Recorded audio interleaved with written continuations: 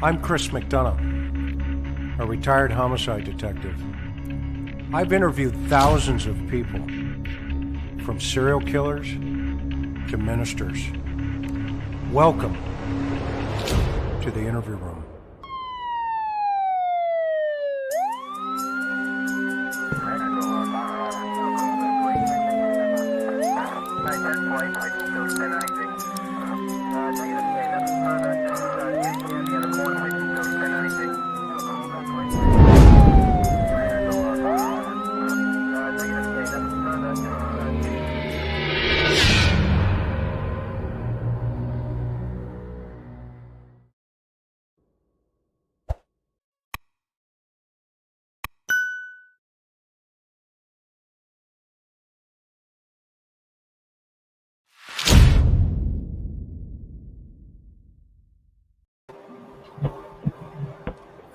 Aloha, everybody. How are you?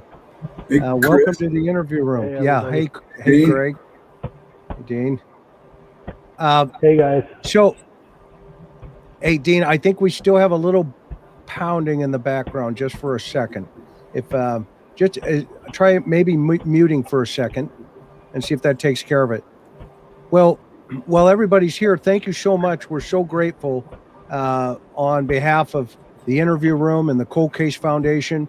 I want to introduce our guest tonight. We've got Greg Cooper here, former. Actually, Greg, you ran the behavior science unit at some point, and give everybody. So Greg is very humble. So I'm just going to give a 2-minute elevator pitch for him. He's the real deal.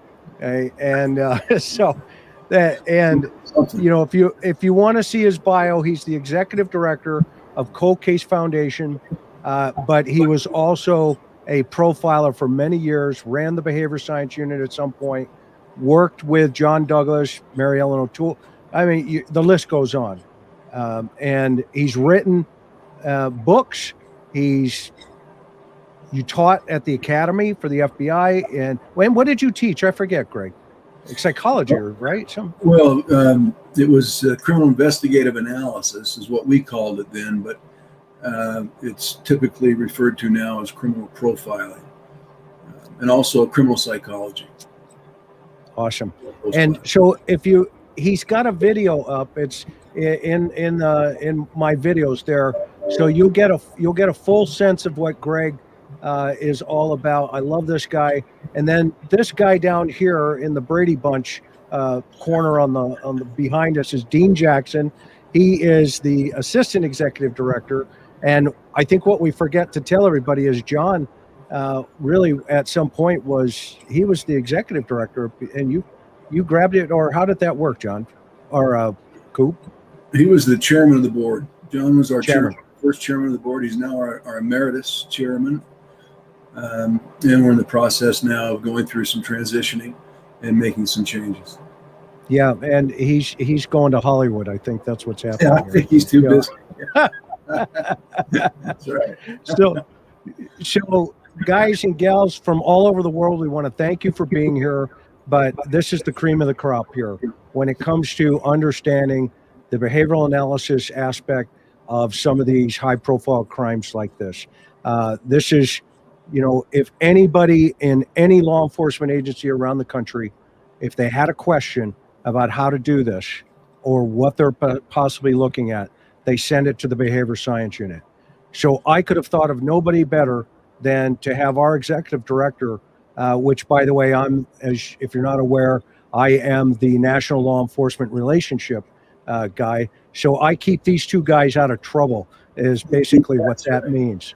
And but that said, if it doesn't matter if you're a huge municipality with 100, 200,000 murders, 250 murders, everybody turns to these guys to say, what do we have? So I could have thought nothing more than to have Greg and Dean here and tell you a little bit about the cold case. It's a 501c3. The organization started with Coop and a team of more 100 experts from around the world in all aspects of criminal investigation and criminal expertise. The foundation supports the efforts of law enforcement and victims' families. We take and ask to come into cases at the request of law enforcement or victims' families. The foundation, at no charge to law enforcement and victims' families, looks at unsolved cases, homicides, missing persons. Our foundation relies on public and private donations. If you'd like more about CCF, there's a link in the description below of this video tonight, and the mods can put it in there where you are able to donate to support this 501c3 and support families from all around the world who are suffering. You can learn more about the Cold Case Foundation. You can also learn or join Cold Case Live and listen to their podcasts. These guys are amazing. And if you're able, you can donate in any way possible to the program as a whole. Okay, that said. Thanks, Chris. You're welcome, Coop. Let's get into this, because as we've been talking, I shared with our folks, behind the scenes, you and I and Dean, we've been talking a little bit about, how this is unfolding over there. And I've got a couple of shout outs real fast. The last ones. One is to Shy Meadow. We should have a new emoji up with Buddy on the case, Captain Buddy. She made it, one of our subscribers, on behalf of Summer. And so I'm just really honored that she would have done that. And with the assistance of Wendy and Algo One, we're grateful for each of you for doing that. Okay? And of course, to our mods, Miss Sophia, our leader, Maui Girl, Mimi J2, Four Sons Mom, and Melissa Hart. Thank you. We could not do this without you. So, Coop, here's what I'm thinking. I laid out yesterday kind of some of the geographic profiling aspects of, could this possibly be a stranger abduction, right? And so here's an interesting statistic I got from, Britt today. And by the way, Brittany is one of our she's an analyst for the organization. And so here's what she's figured out today. Since Summer has disappeared, in eastern Tennessee, there have been reported 15 abductions. Now, I don't know if those are strangers. I don't know if those are walkaways. I don't know if they're family. Okay. I just asked her to pull the numbers and see if there's any way we could kind of, have this discussion in correlation, right? Because, and guys and gals, you'll see here, this is, cream of the crop. We don't speculate. We don't guess. We're not going to interfere with some of the other things that we may even know, but we're not going to put it out on YouTube. We specifically stay with the truth and the case as a whole. What was interesting, though, since 2020, guys, Brett found out there have been over 250 people who have disappeared in eastern Tennessee. Okay, so that's kind of the premise of where I want to start here. And as we had talked before, and we've each seen Mom's video. Okay, when Candace took me up into the house, she was, in my opinion, and I want you guys to weigh in. I thought she was being pretty forthright. I mean, I'm not going to throw anybody under the bus just yet, because there's still too much data that needs to be, coming in, right? I mean, what are your thoughts, Coop? Yeah, I think that the best approach always, and I think generally speaking from law enforcement agencies, is you trust, but verify. And all the information that's provided by those who are reporting that information simply needs to be corroborated. We presume, make an assumption that the information that's being provided to us is accurate, it's truthful, and dependable. But having said that, we, law enforcement, are in a position that it's absolutely necessary that we verify all that information to the extent that it's related to the issue. In this case, missing little girl. Okay. Dean, any thoughts? Just kicking off here? And you're muted. You should see him drive, everybody. Don't get in a car. Don't get in a car with him. Okay, you're back up. Go ahead, buddy. That's a first. That's a first.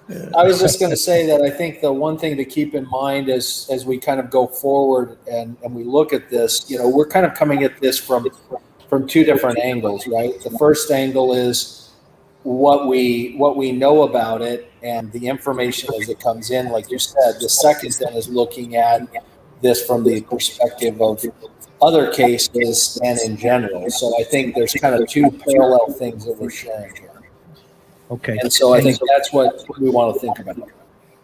Awesome. Your feedback, you're getting feedback, FYI. I think you're having audio issues, but that's okay. Just mute out and we'll be good.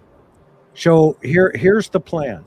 And by the way, if you haven't noticed, guys, all of our UK folks and friends, we have resources in the UK. I mean, Dr. Spencer's up there, one of the world-renowned geo guys.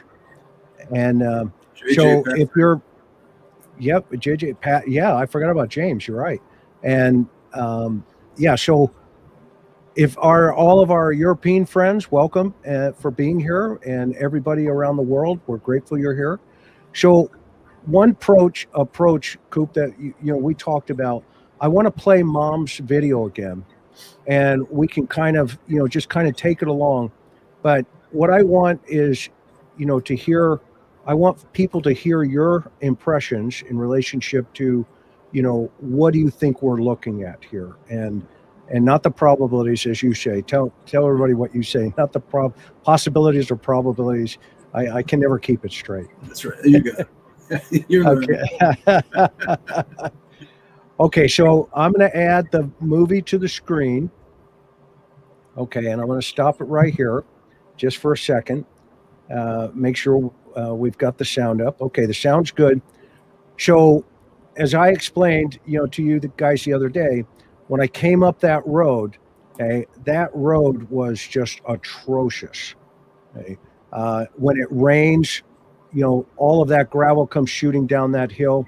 And when you get up, just at the top of their driveway, you have to take a quick, sharp right, and then it wraps around that property up by the camper up here. And as we talked about this the other day, this is Grandma's camper. So we'll do a stop, Coop, and you tell me, you kind of drive, and I'll stop the video. Okay? Okay. Fair enough? Yep. Sounds good. Okay. Here we go.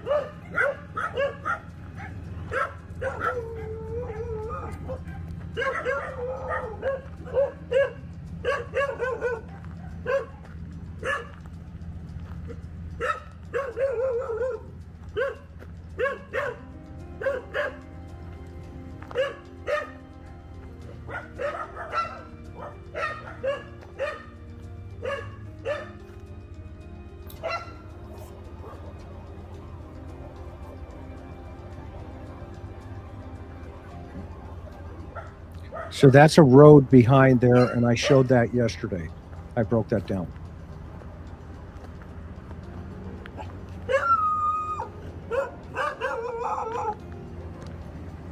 Hey.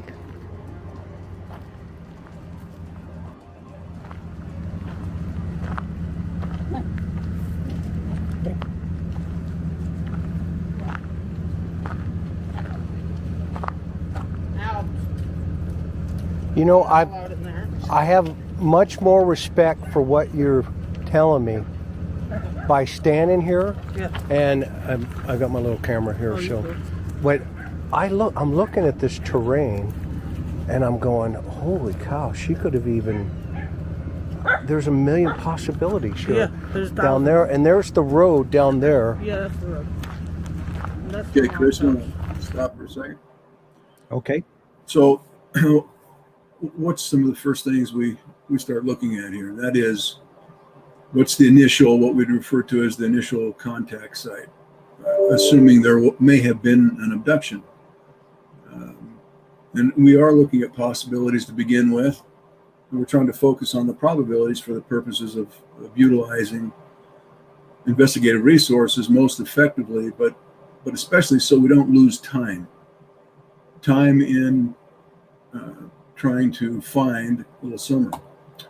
But one of the first things that we look at is, where did this occur? Where was the last known contact site, being the residence here? And what we do know is that it's very rural. It's highly dense. We don't know yet. We'll talk about that in a moment. That is, but who is it that lives here? Who has immediate access to this residential area? This is not what we would refer to as a neighborhood.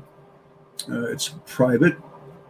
Do you know how many feet or miles or acres it may be from any known neighbor? Well, they're on 11 acres, and the nearest neighbor is about a mile or thereabouts off to the left on this screen, just looking at it straight on. Okay. And then across behind us, there is an RSO within, I think a mile or so. And Candace pointed that out to me. And then I looked at a map. There's a significant offenders in that area. Okay, and there's one road in, one road out. One road in, one road out. So if you don't drive, then you're going to be walking up that road, unless you're going to walk through the dense forest there in order to get to that location, correct? Yes, correct.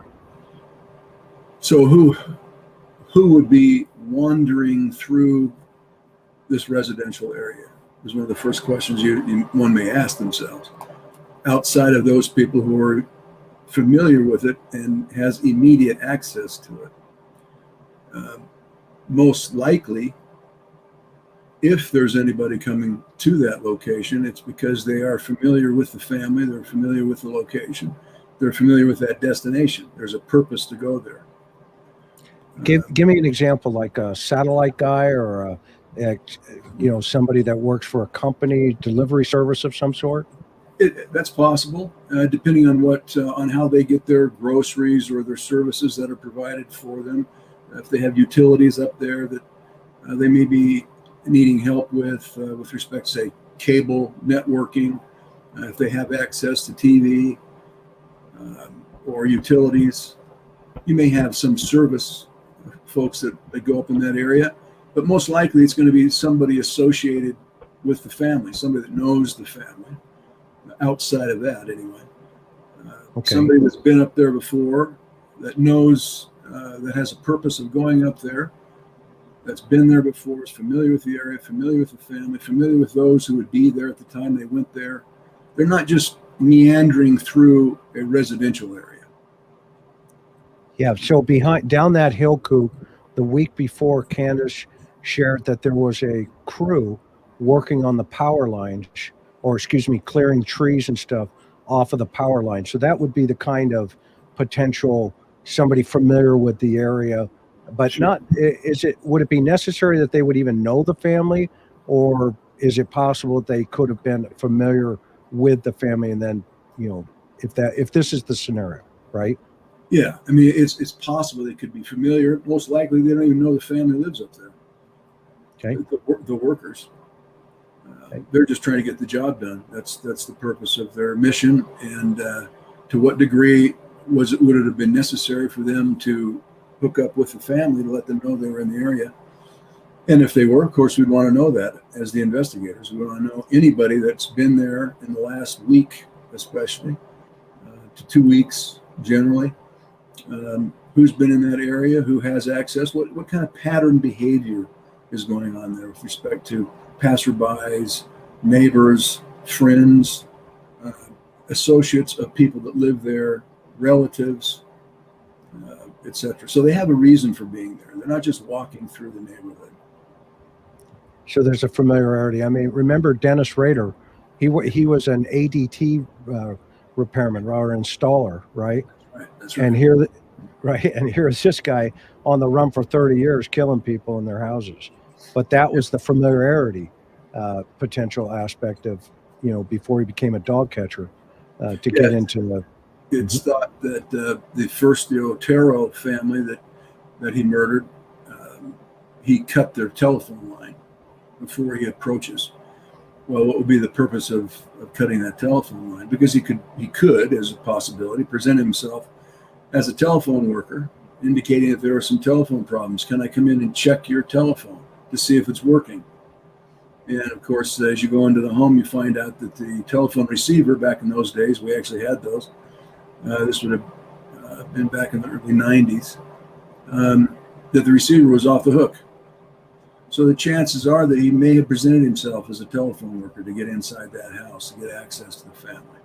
Presented himself under a ruse, carried out the act of going over to the phone, checking out to see if it was working. He knew that it wasn't working. Could have handed the phone over to an adult and say, here you go. So there's no dial tone. Well, of course, he knew there was no dial tone, but he certainly could have shown that to them to gather their trust and confidence in what he was doing there to begin with.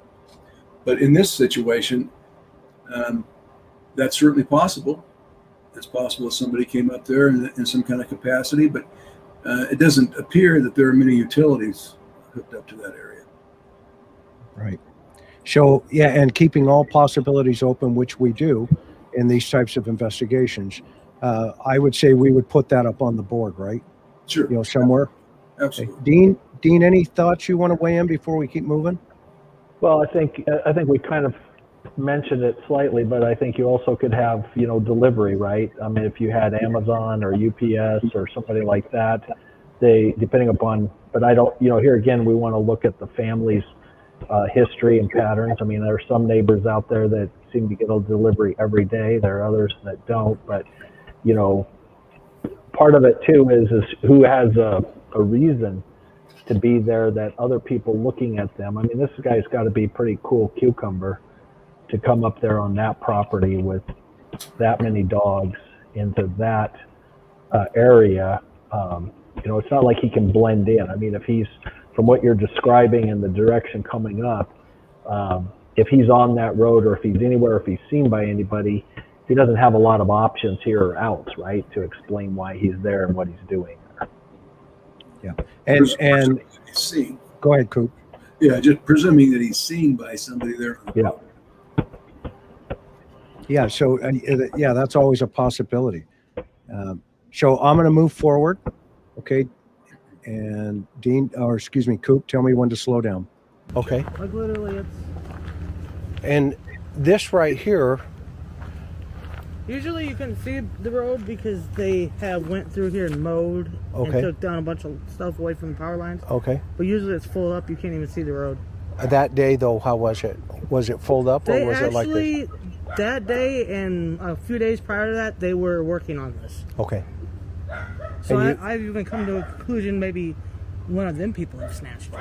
Oh, interesting. Because they were all the way up here on Yeah, my I property. see those, the path down there. I see the tracks down there. Yep. Over there. And they were all the way up here to my light pole. Okay. And you told TBI all this, right? I've told TBI this, yes. Okay. And yeah, I can see the cars going by. That is not far from your property. Mm-mm. Is there a holler down there? I mean, is there a river of some sort? The creek runs all the way around my property. And how deep is the creek? Okay, just so it's like an inch, inch or two. Okay. You'd be lucky to get wet enough to do anything. Okay. All right, so let's pick it up from where, and I'm going to just use this little one. Is that okay? Okay, so from when you got home, now she's leaning. My mom's truck parks here. Okay, your mom's truck's right here. Yes. Okay, so she's leaning against the milk. Is she sleeping? She was sleeping, yes. Okay. From exhaustion from that day? Yes, she was. Where I woke her up early, and she usually sleeps until 9, 10, even 12 o'clock if I let her. Okay. How did the milk bottles get rearranged? Hunter said he had them on the floor, and then he put them next to him. They weren't Is that no. Okay, so walk me through that. When we dropped them off, they were actually still on his lap. Okay. And he put them on the other side of Summer. Okay. So he reached over? Yeah, he set them over there by that. What's a black tote she had in there? Okay. Was there, where's that tote at? I think actually my mom's got it still in her truck. It's got a bunch of crafts and stuff in it. Okay, got it.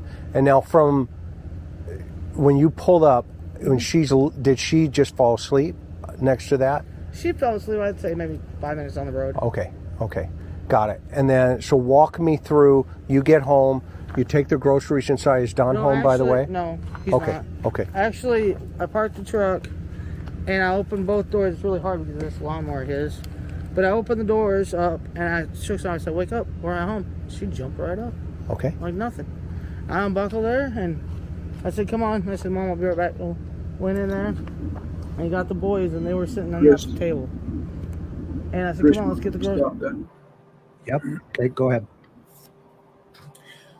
What we don't have is the opportunity to see a baseline in terms of behavior, in terms of how she's giving you the account, what her verbiage is, and her condition is, versus what it may have been like the day of the abduction, or disappearance, I should say, and even before that. So we don't have that opportunity to try to compare a baseline in terms of behavioral aspects. General observation, what you don't see here is a lot of detail. You don't see a lot of course, you're not asking her a lot of detail either.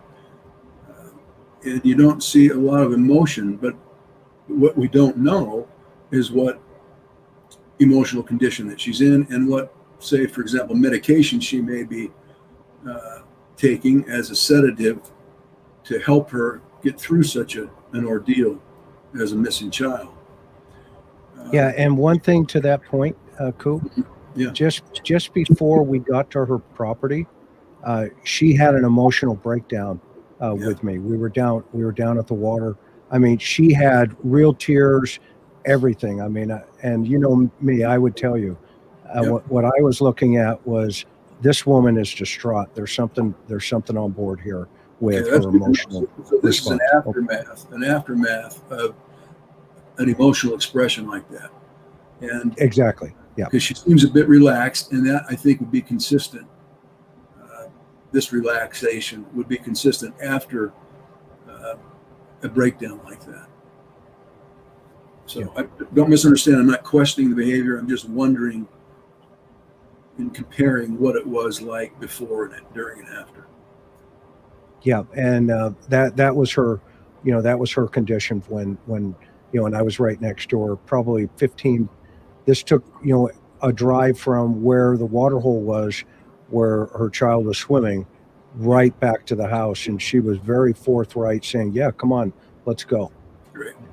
Okay. The other thing that I wonder about, just for clarification purposes, is she indicated that once they arrived, that summer, I think the term was, she jumped right up. Yeah. And then she said that she unhooked her after that. It's a little bit out of sequence, but understandable. Yeah. And the fact that does it sound, plausible? I mean, that kind of memory, comes back so quickly, just to, why mention the seatbelt, right? Absolutely. Dean, thoughts?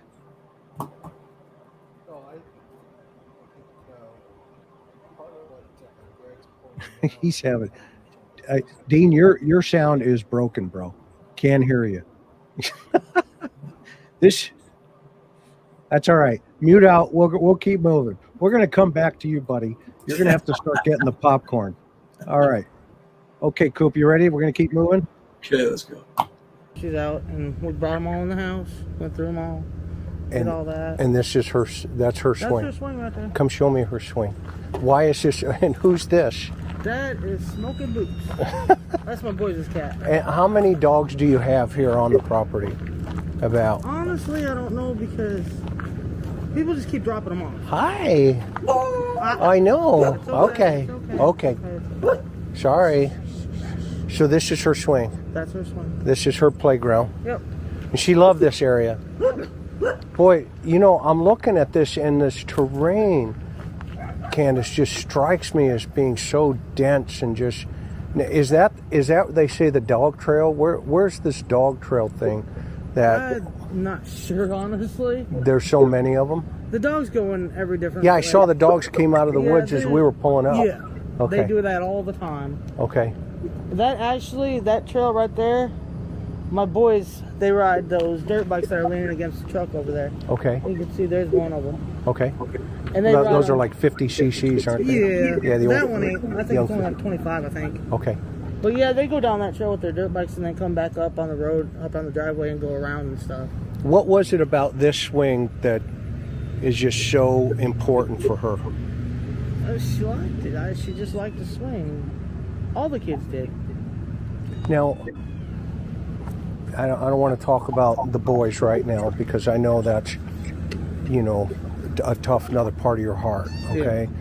And that's none of my business. Right. I'm not here for any, not you know what I mean? I'm not here to Summer. judge anybody, right? Right. I'm here to talk about Summer and help you find Summer, okay? And help anybody help find her, okay? That Chris, just to, you know, yeah, go ahead.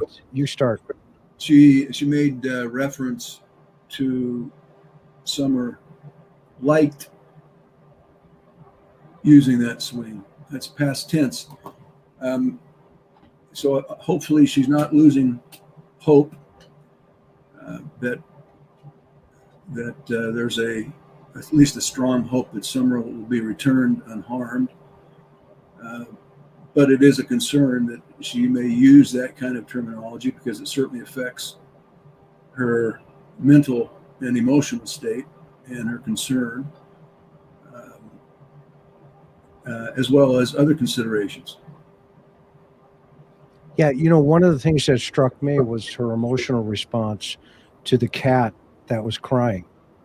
She walked right over and picked it up and comforted the cat, which, you know, I thought, okay, you know, and I was paying attention, you know, to some of those subtleties, but, you know, that I thought that was an interesting emotional response because you'll notice when she's holding the cat, you know, she's even calming the cat down.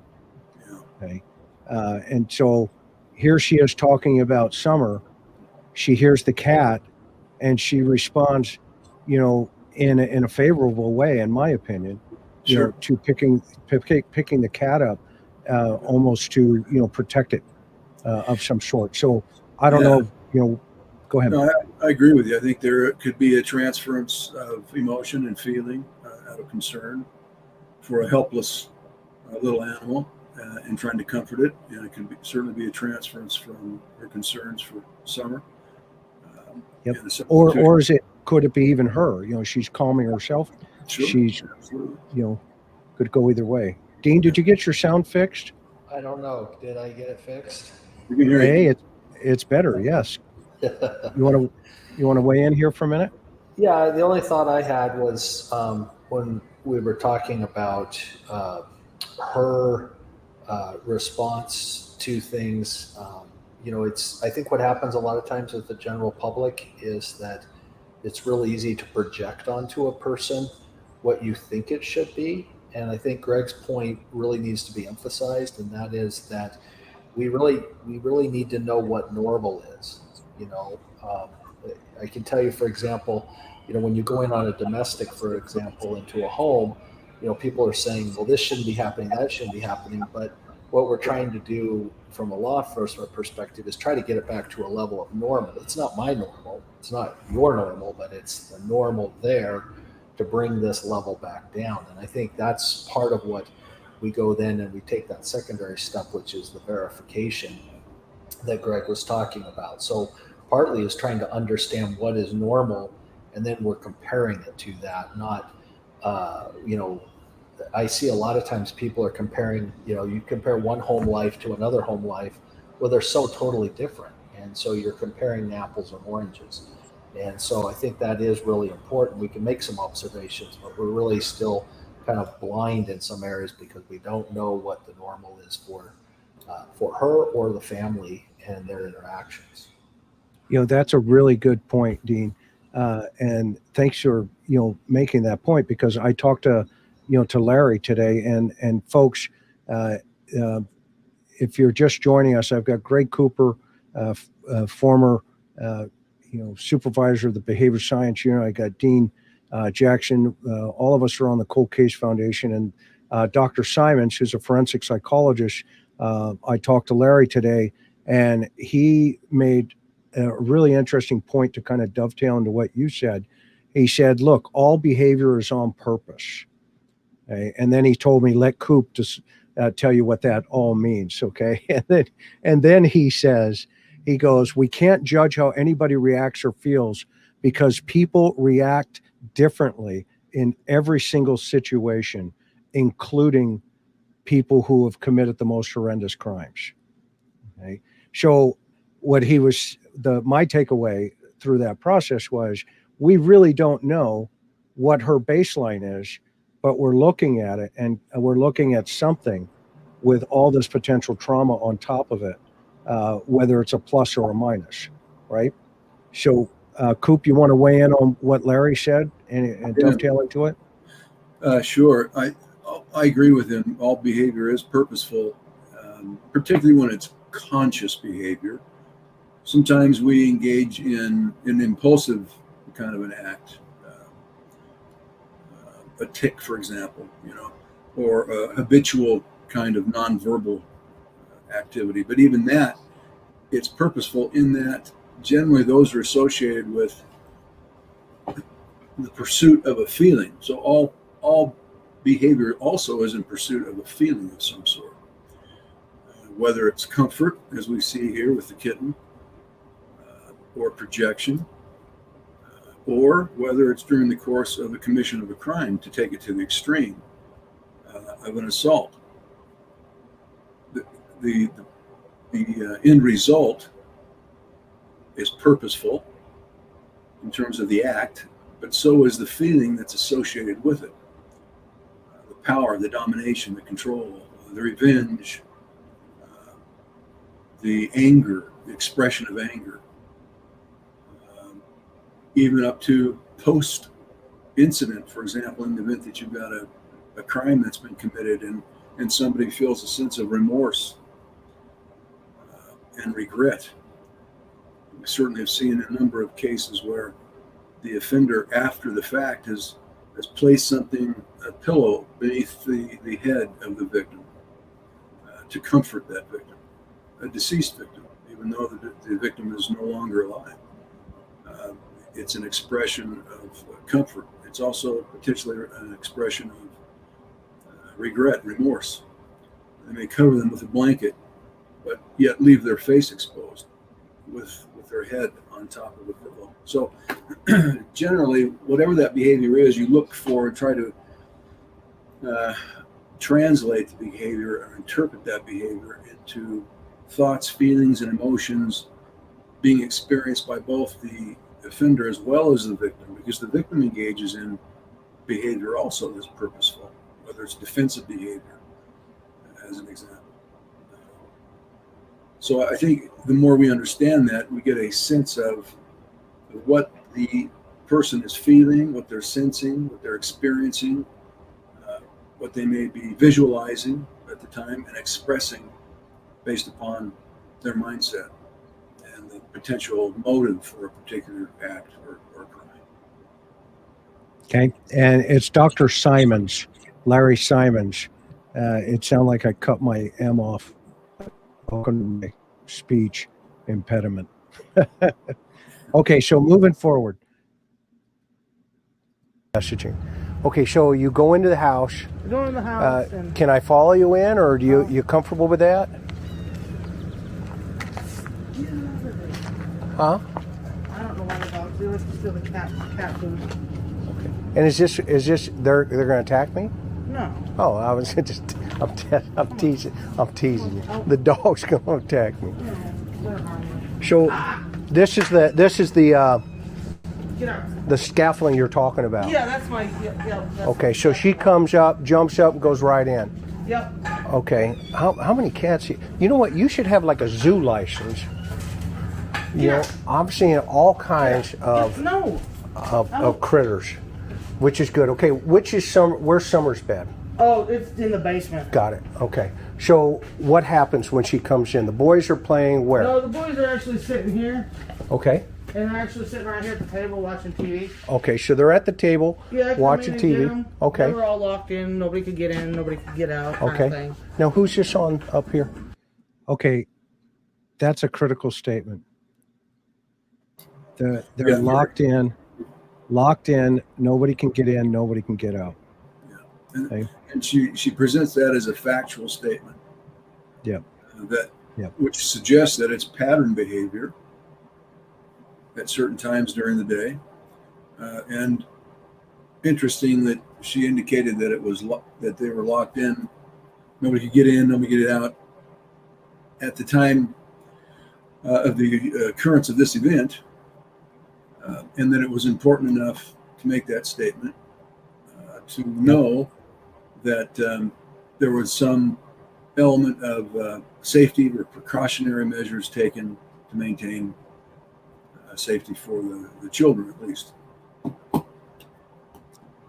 Yeah, and I think it's also going to play into the basement door as we go through here.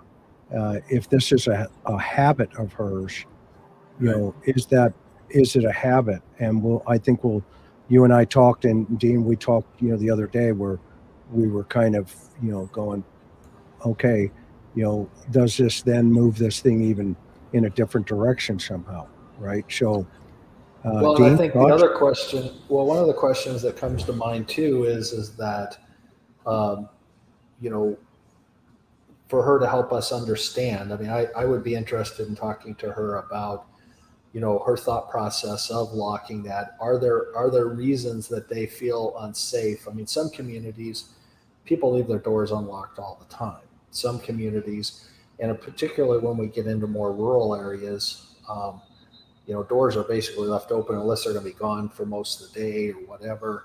So here again, we're back to, you know, trying to understand some behavior, but we don't have the context of what's normal, and both not only what's normal, but what's motivating that decision-making process. And there may be some things that have happened. Somebody's broken in. You know, it could be something just as simple as neighbor kids come in and mess around or whatever. But this idea of keeping that all locked up, it may be that they've moved from another location and there, you know, was highly, you know, was more dangerous. So they got into a habit of living a certain way. So all those pieces, I think, kind of come into play when you're trying to interpret and understand both statements and behavior that's happening. Yeah, and when go ahead, Coop, go follow up. I think that the fact that she mentions that off the cuff, you didn't ask her about that. You weren't questioning, but it was important enough to her to make that statement, and that you became aware of that, and that it was on record. Yeah, and so when I pulled up, I watched her. She did unlock the door. She went up to the door. So that's her habit. It looked like to me anyway, because when we got there, the door was locked. Okay. So shall we keep moving? Sure. That's my little sister that's missing. Oh, that's Rose. That's Rosie. Oh, wow. I thought that was amazing. Her sister Rose has been reported missing in Wisconsin for many years, and there was a lot of rumors on the internet that she's the one, i.e.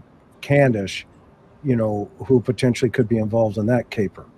And I thought it was really interesting that there's Rose front and center in her living room, where, you know, what's your take on that?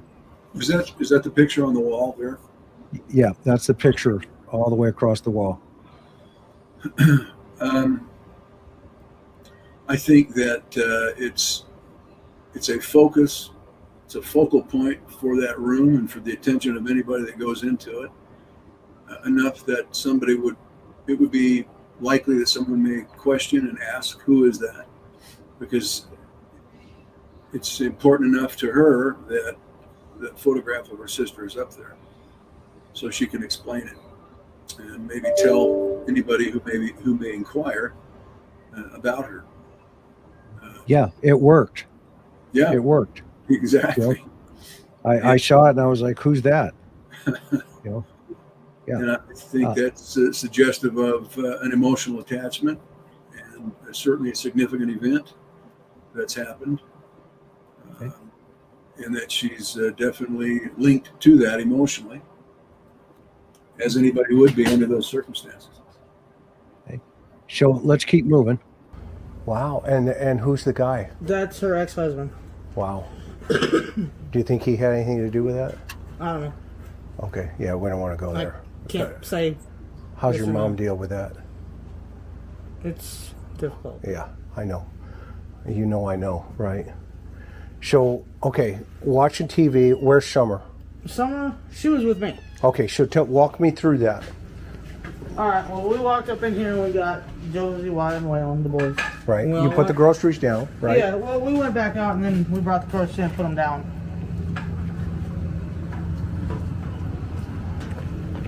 And then Mom, she went and took her stuff to her house, put her stuff away. Okay, And then, of course, me and Summer went back over, put our stuff away. okay. You went back in. Yeah, me and Summer went back in the house. And then we were just doing normal stuff Okay, around the house like we normally do. And I come out, Mom was sitting there at the time I come out and I'm standing here. I okay. was like, what are you doing? What are you staring at? Chris, you got a Gotta comment get 'em here. transplanted. Yep. Going back to when she's telling you that they went into the house, she went into the house with Summer. She didn't spend much time in there. She didn't talk much about it. She was in and out of there. I had a hard time understanding what she said. Could you articulate what she said? Yeah, she left the groceries there, and she and Summer went out, and Grandma was asking if the boys want to help with flowers, essentially. I'm just kind of paraphrasing. And she says, they ain't going to help, but I'll get Summer. And so she gets Summer, and Summer, by this time, had come out and sat on that, just above that little scaffolding step. And so she calls her over and says, come on over, to help Grandma. Okay, so she did not go in the house with her. No. Well, she at the first, when they got home, yes. In fact, let me back it up so you can hear it. Okay, I don't want to go that far. Right. Oops, right in between that. Okay, so we'll run it from here. Do you think he had anything to do with that? I don't know. Okay, yeah, we don't want to go I there. can't say. How's yes your or no. mom deal with that? It's difficult. Yeah, I know. You know I know, right? So, okay, watching TV, where's Summer? Summer, she was with me. Okay, so walk me through that. All right, well, we walked up in here and we got Josie, Wyatt, and Waylon, the boys. Right, Well, you put the groceries down, right? Yeah, well, we went back out and then we brought the groceries in and put them down. So she says they walked out to the truck, got them, came back in and put them down. That's what she was saying. And then she went right back out with her. Yep. And then she went out. Yeah. And then Mom, she went and took her stuff to her house, put her stuff away. Okay. She put her stuff And then, in of Grandma's course, me and Summer trailer. went back over, put our stuff away. Okay. Then they went back to put their stuff Yeah, away. me and Summer went back in the house. And then we were just doing. So she brings her groceries in, drops them off. She and Summer take Grandma's groceries over.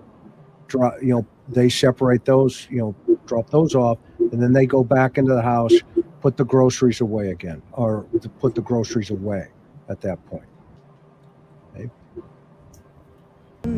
Normal stuff Okay. around the house like we normally do.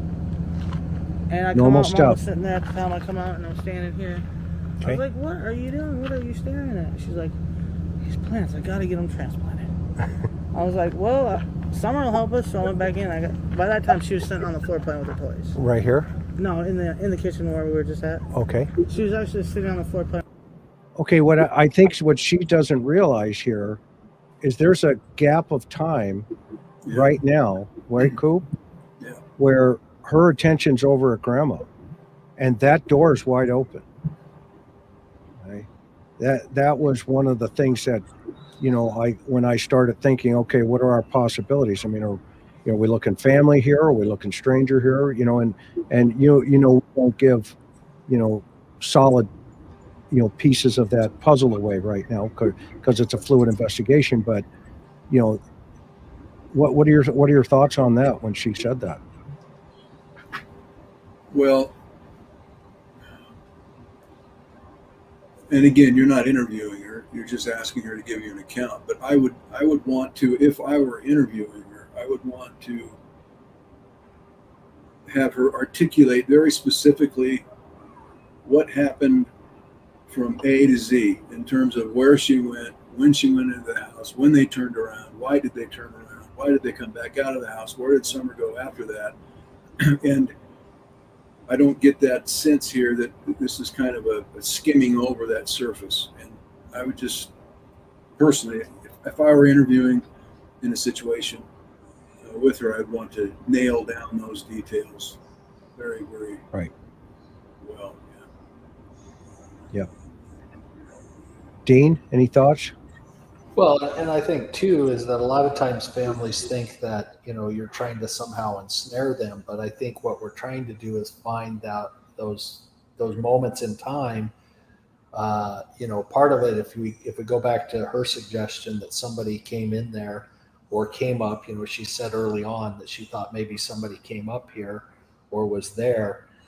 You've got to be able to figure out, well, at what period of time, where was that window of time that they grabbed her, and how would they have gained access? So, you're trying to get as much information as you can, like Greg was talking about with these pieces of the puzzle that we're trying to put into place. And I think sometimes families are fearful to open up and be more candid and honest. But the good news is that, the truth, there's the old saying, the truth will set you free. I mean, the more information you can get and put detail, then you can begin to say, well, this is logical, this makes sense, and move through that process. When there's gaps, we're not suggesting that, I think this is where the public makes these huge leaps, right? And I see this, I'll take it to a whole other scenario. I see sometimes people will say, well, he said he hated that guy, or he disliked him, or said he was going to kill him, and so he's the one that did it. Well, it's a long ways from, that's a huge journey to saying something to doing it. Doesn't mean we want to look at it. Sure, we want to look at it, and we want to get into it, and we want to dig deep into it. But that doesn't, small little inferences. It's the totality of all of that, not these, small little increment things. I mean, it's one thing to say I found DNA on a case and we have that, and that's that's your silver bullet, right? That's the kind of the gold standard we're seeing today. These others they're a combination of all of these, and in total. And so when you're putting them on the scale, you have to realize it takes a lot more of these little pieces to make one bigger piece that really puts some weight on the scale than it does. But it doesn't mean we dismiss it either. We've got to look at everything.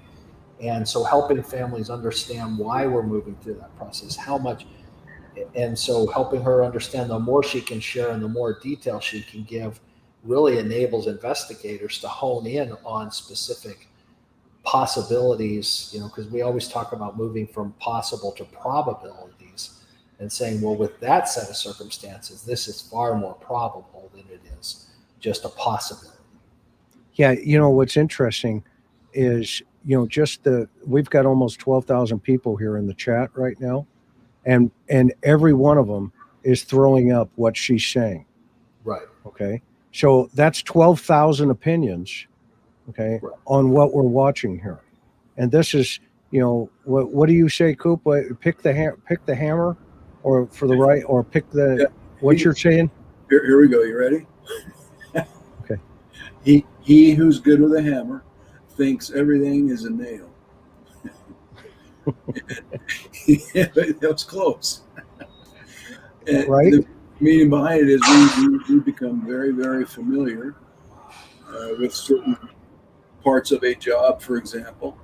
We often use that in an interview interrogation setting in teaching, for example. Yeah, and so go ahead. Yep. No, that's it.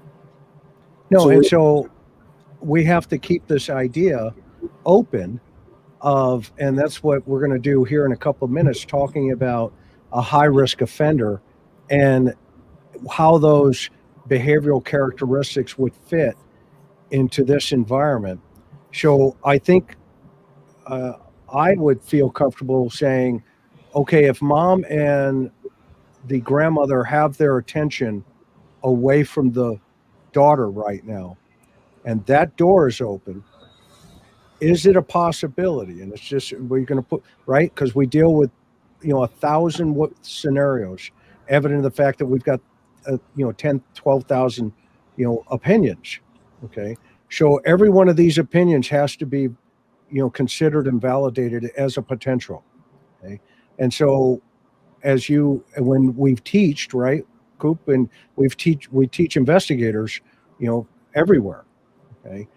Is it possible that door was a point of entry and the grandmother and the mom did not see it? What are some of the mitigating factors that you would feel kind of puts that into left field? Well, for me, it was the dogs. Yeah, the dogs definitely one of them, and then the other to me would be, she said there are 3 boys in the living room watching, or the kitchen watching TV.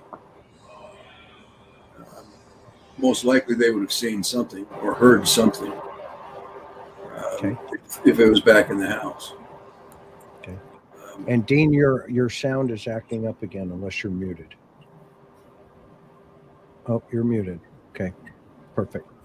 All right, then here we go. Let's keep moving. And the other thing, Chris, I'm sorry. The other thing is, this is all happening as she's described it. It's all happening in seconds.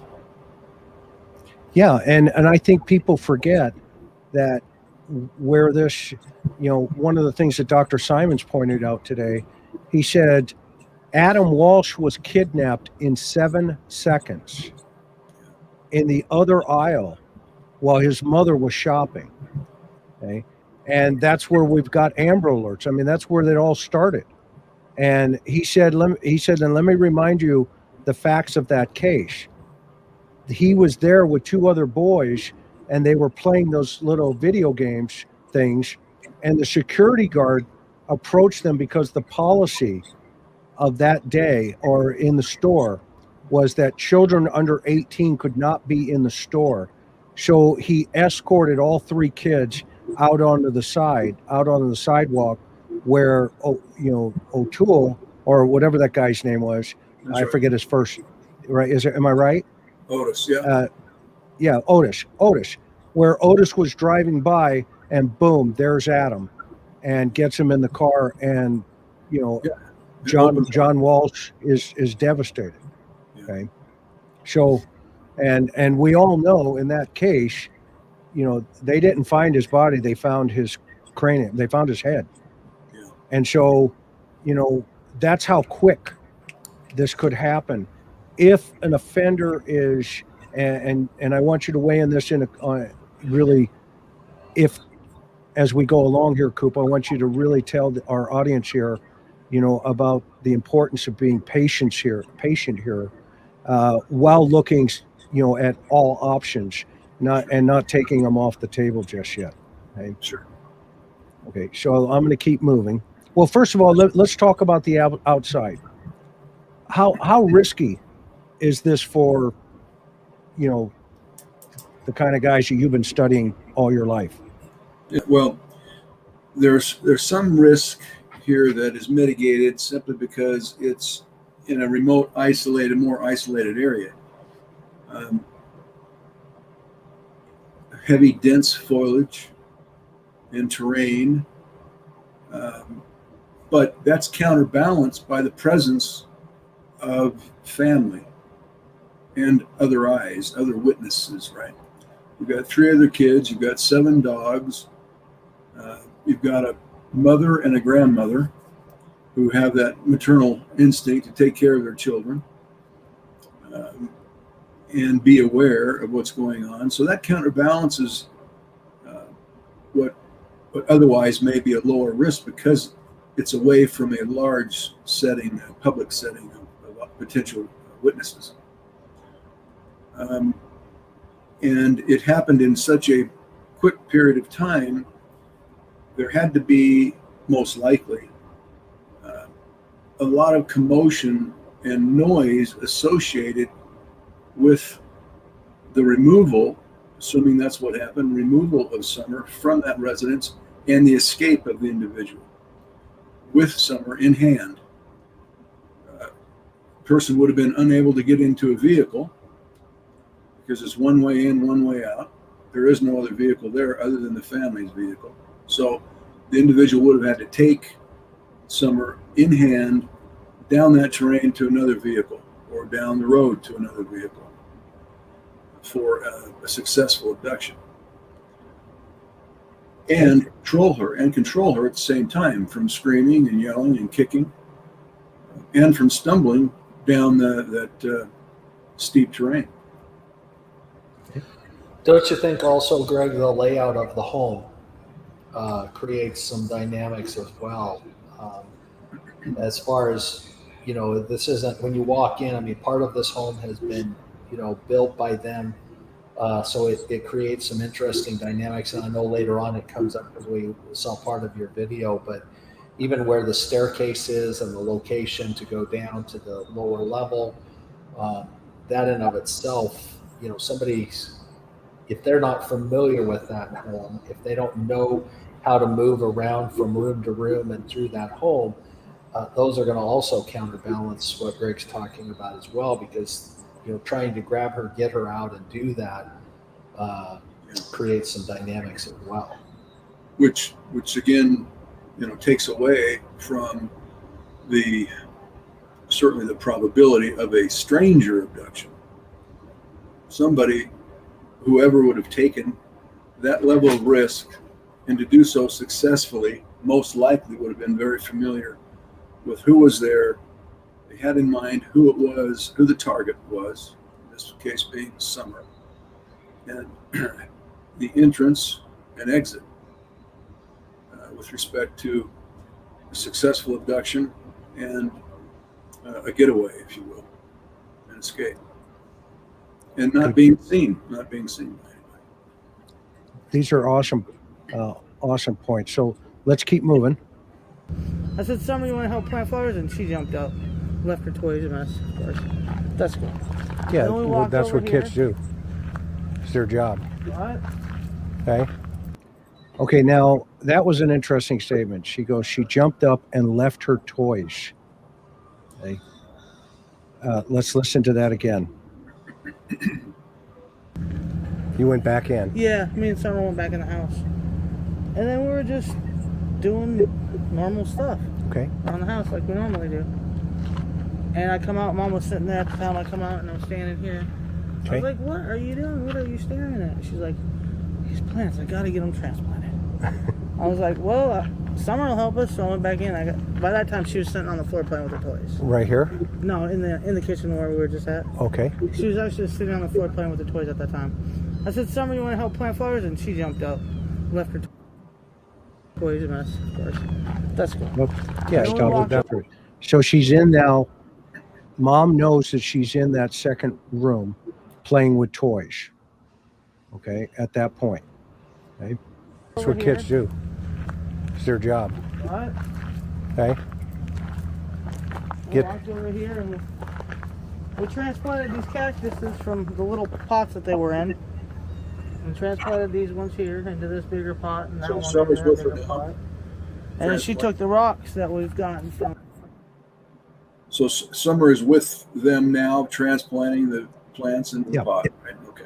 Yep. Playing with the her little toys. She's got some little chase on the case. You know, I just had one different gem thought lines real when we quick. went up to Gatlinburg and stuff. Okay. And she was taking. Go ahead. The other thought that I had was, here again, we're looking for those little nuggets to try to see behaviorally, right? And one of the things that we've seen now, this is the second time she talks about Summer jumping up. She jumped up. She said when she was in the car and she woke her up, she jumped right up and she took her out of seatbelt. Now she says when she asked her, she jumped right up. So at least where I'm sitting, we're not talking about a lethargic child here who, doesn't, is very mild and it doesn't say anything. If somebody's coming in to abduct that child, she's going to be quick to respond. She's responding to her mom. She's that kind of child. Some kids don't respond very quickly, or you kind of have to coax them to do things. But this is a child that responds quickly to things. At least that's what she's indicating twice, right? So I think that gives you a little bit of a sense back to what Greg was talking about. If that offender comes in that home, tries to grab her, you don't see her. I would tend to see her more, having a response, a quick response versus, somebody who. If mom had said, well, I'd had to go in, I had to talk her into it, I had to convince her, I had to do things, she immediately responds to things. So I don't know if that's too much or not, but I would see that as at least a little bit of an indication of how this child responds to things. Yeah. Dean, and you're for some reason your sound is coming back. Try going out and come back in, see if that makes it any better. Okay, we'll keep moving real fast, and we're going to let Dean reset there.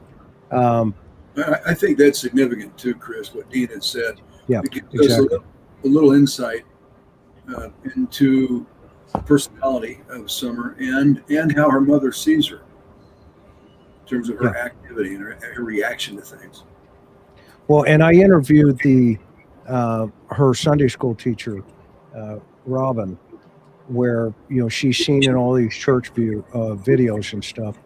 And she described her the same way, that she's very, energetic. She's moving around all the time. She's, and you constantly see her in the church videos moving around. So I think that's a good observation for sure.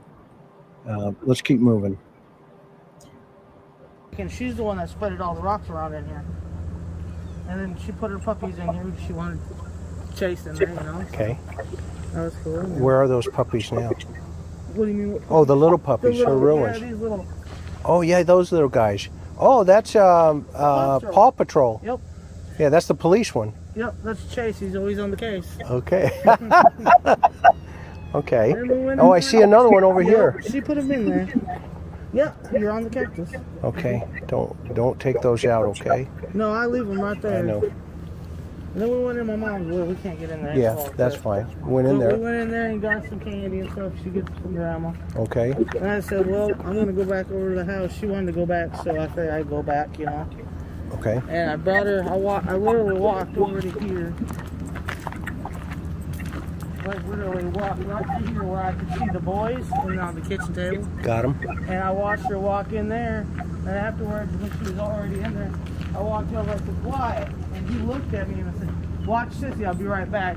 And that's when I walked back over to my mom's. Okay. And I was fixing her brace and stuff like that. And I said, "Well, Mom, I got to go back over with the kids." And that's when I come back up into the house. Okay. With the boys. Okay. You walked into the house. I walked into here.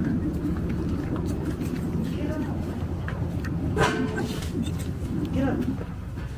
I walked in here and them three were sitting right here in a row with their eyes glued to the TV, like always. And I said, "Boys, where's your sister at?" "Well, she just went downstairs, Mom, to play." So I went over here like this, because this is where the stairs are. Okay. It's actually down under there. Oh, down into her Down into bedroom. Our bedroom, and then hers is on the other side. Oh, okay, in the bedroom. Now, I think an offender has to know, and I'm getting feedback, I think, Coop, maybe from you. I'm going to mute real fast. So I think an offender has to know the layout of this home if this is a stranger abduction.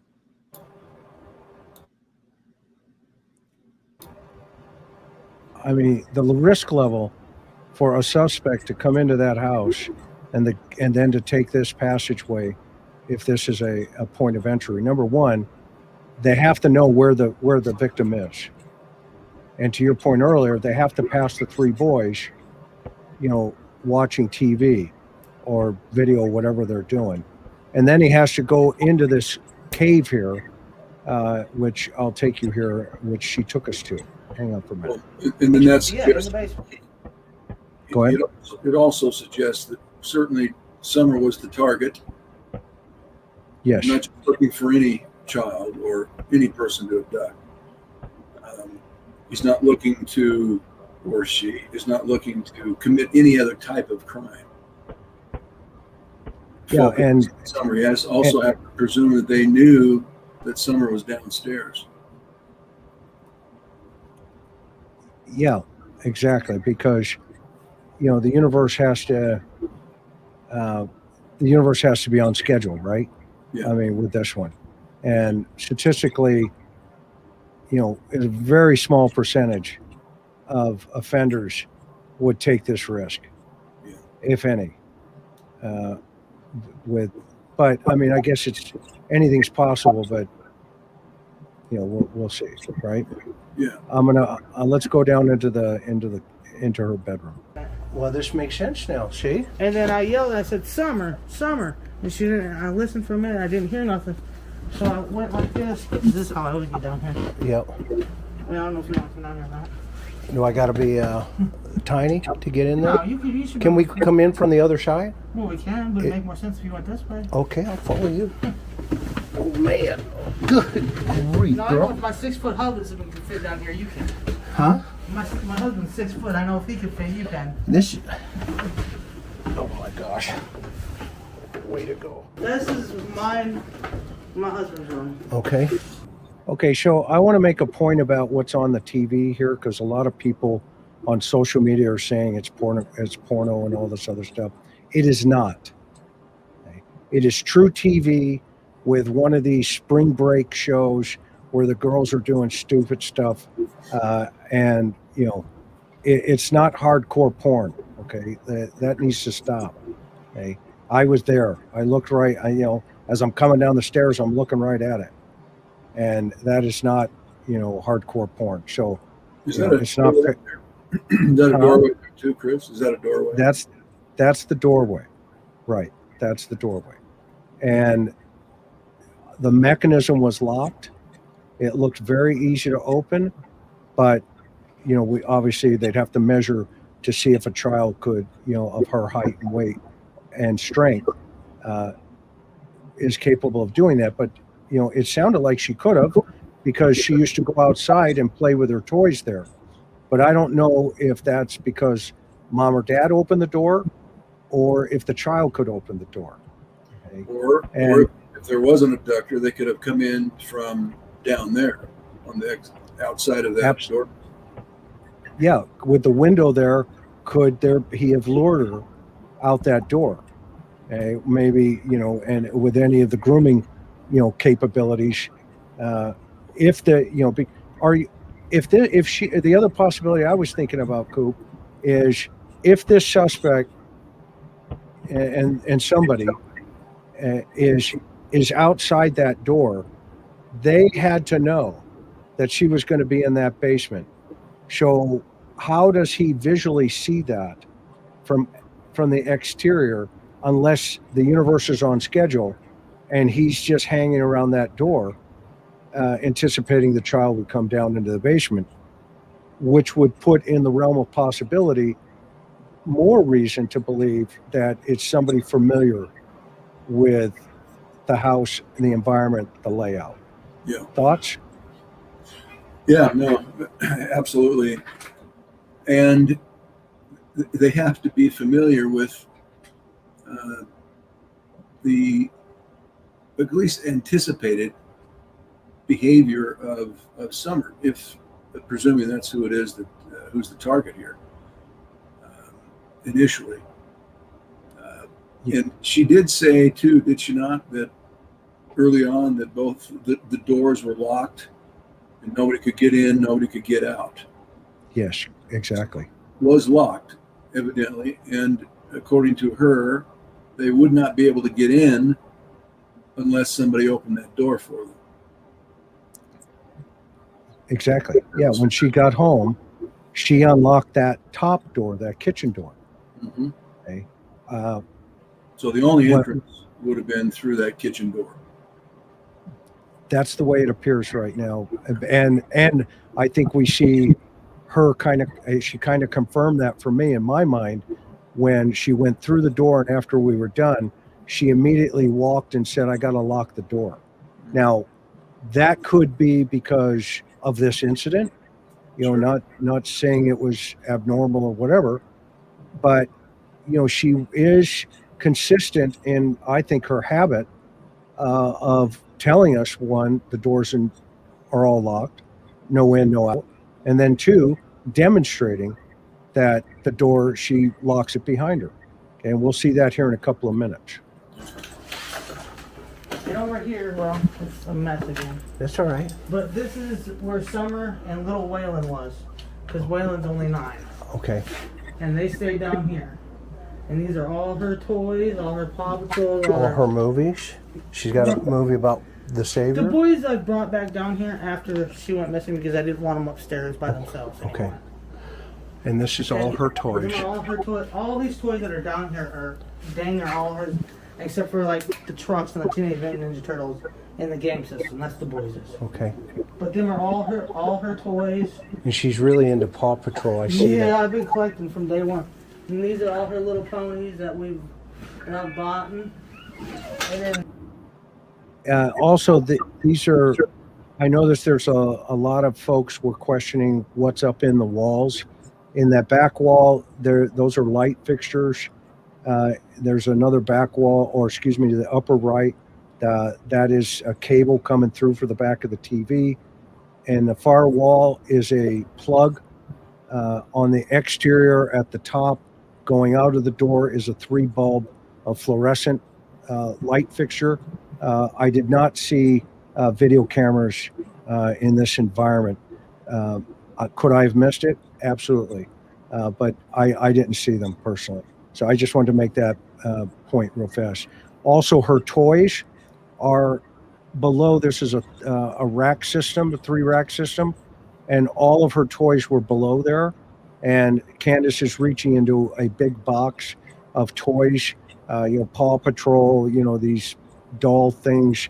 And then in the far back of this room was a mattress just to the left, a lot of debris and toys and, some girly stuff in terms of dolls and a couple of those things. But it was more about Paw Patrol and princesses.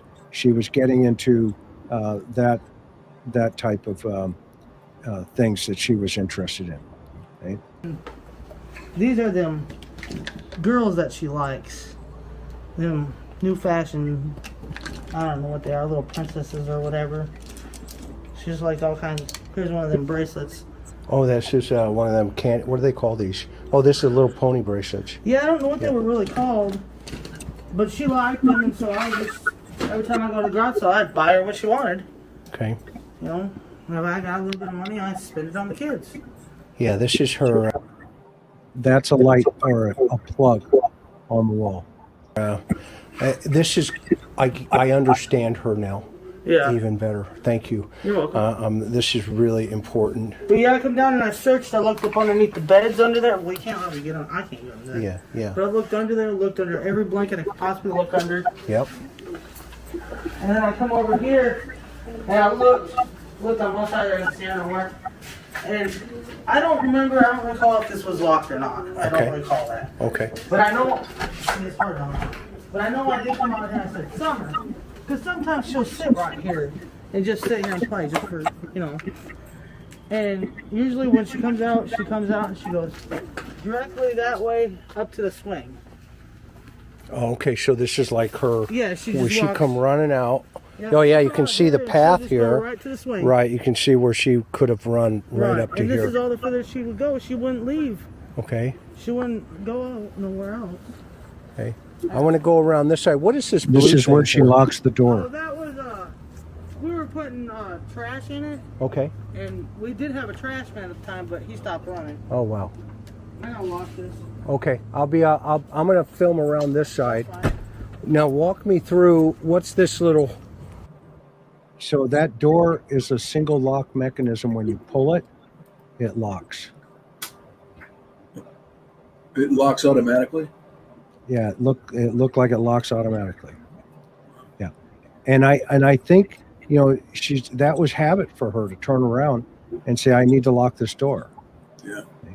And so when she shut, just by shutting it, it locked. It locked, it closed, yeah. You could hear it, lock in. Okay. So if an abductor, would-be abductor, came in from that back door, it would have had to have been open, or somebody opened it.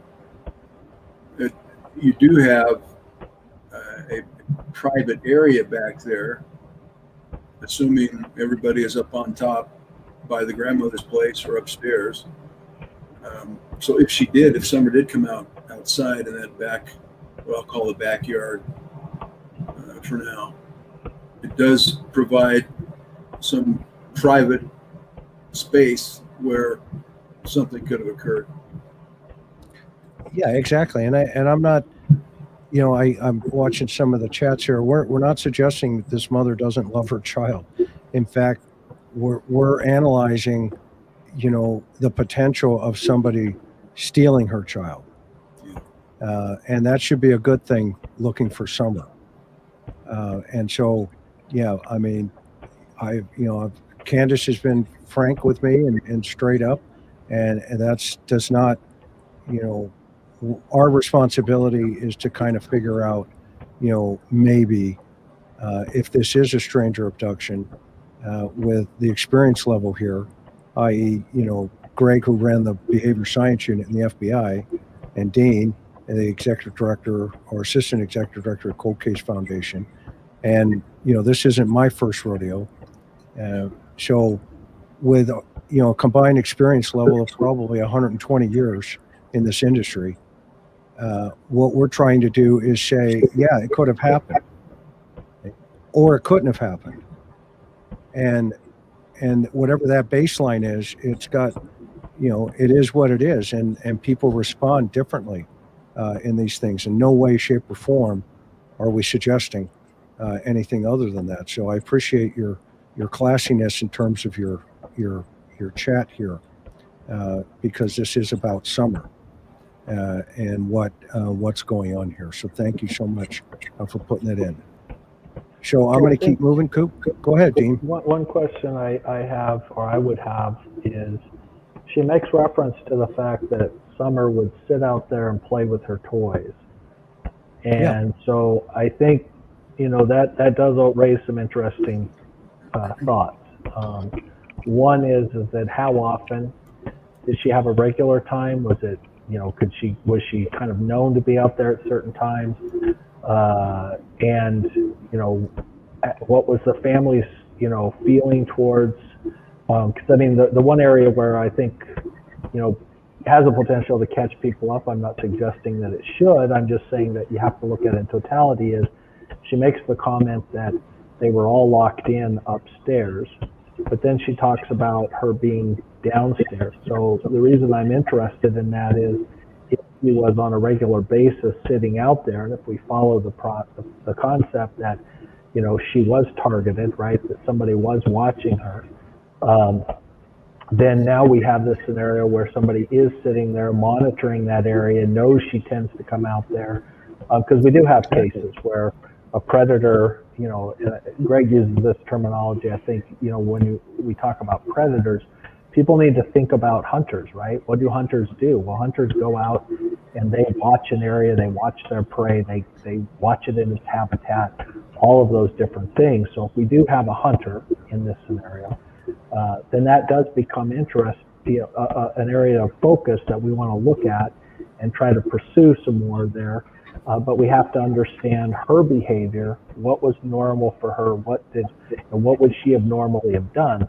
And so we've kind of got two conflicting, I'm not saying that that's problematic, that somebody's done something, I'm just saying there are two conflicting concepts here. One is this family locked into a place nobody could have gotten into, versus a scenario where maybe she was out and she could have been seen by somebody and they could have, observed her. So I think that's definitely an area where you want to spend some time getting more clarification in the behavior area.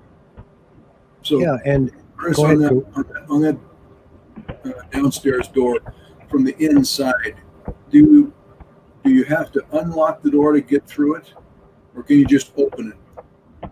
No, you have to. She opened it. Yeah. So it locks automatically when you close it. I think there's 2 lock mechanisms on it, one on the door handle and a deadbolt. So I think what she did was lock the door handle and pull it shut. Okay. And what's also interesting here is, remember, the boys report to Candace that she's downstairs in the basement playing. Okay. One thought that I had is, who's to say, before that report, because my thinking is, if Mom and Candace are tied up in, just ignoring what's going on, right, in terms of focused on the flowers and the fixing the knee brace and stuff, and that's the story right now. Who I don't know if we know yet if it wasn't possible for Summer to come out of the house, go towards the tree, go back down, and now she's out of the house, because there is a time frame, that 2 to 5 minutes, where that could have happened. Okay, that is a possibility in my mind. And that's why I thought the risk the suspect's taking that we talked about is a really high risk environment in that house to insert himself or into the environment where the victim is at this point. I think if this happened, somehow Summer has to be outside of that house. Yeah. Am I off base there? Question is, did the boys, when the mother comes in and asks the boys where Summer is, they say that she's downstairs playing. And then the mother goes over there, calls down to her, there's no response, and then she goes down and finds that she's not there. Comes out that door, continues to call for her. So the question is, did the boys ever say that in other words, how did they know that she was down there playing? Did they say they saw her go down that ladder to get downstairs? Well, what Candace said is she asked the boys, where's Summer? And they said she's downstairs playing with her toys, Mom. Yeah. But we don't know if they in fact saw her go downstairs through that chute, right? Yeah, I didn't dig, at that point, right? Okay. But I figured, we'll let, TBI kind of fill that piece of the puzzle in. Yeah. Okay. So we're outside now, and we keep moving. Oh, that right there? Little cave thing there. That's not really a cave. Actually, we built this addition, me and Donnie and the kids. Oh, okay. And we left this part open because the dog, at the time, we did have little puppies. These dogs were little puppies. Uh-huh. And we let them go under there. They would run in and out of the bricks over there. There's actually 7 pups up under there now. Okay. And it's always been open like that.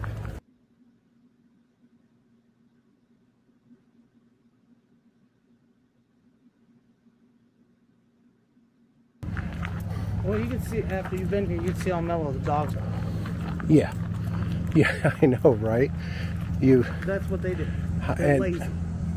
They're kind of a Jack Russell. They got a little Jack Russell in it. Jack Russell, yeah. Actually, the gentleman that lives over there in the other trailer across the creek actually has the mama to that dog there. Mm-hmm. So this is just the general environment. I want to just kind of show. So a couple theories. Obviously, there's a lot of theories that come up here. I don't want to get into it in this one. I just want to talk about the possibilities of high risk offender I mean, we could talk about accidents, on the swing into the tree, a lot of things. We could go down those roads, and personally, I'm not taking that off the plate. Okay? But right now, I want to take off the plate this stranger abduction concept if it didn't happen. But if it did happen, or it's a possibility. Now, what's this little shed over here? Oh, that one there? Or it's a possibility, okay, that it is in the realm. What say you, Coop?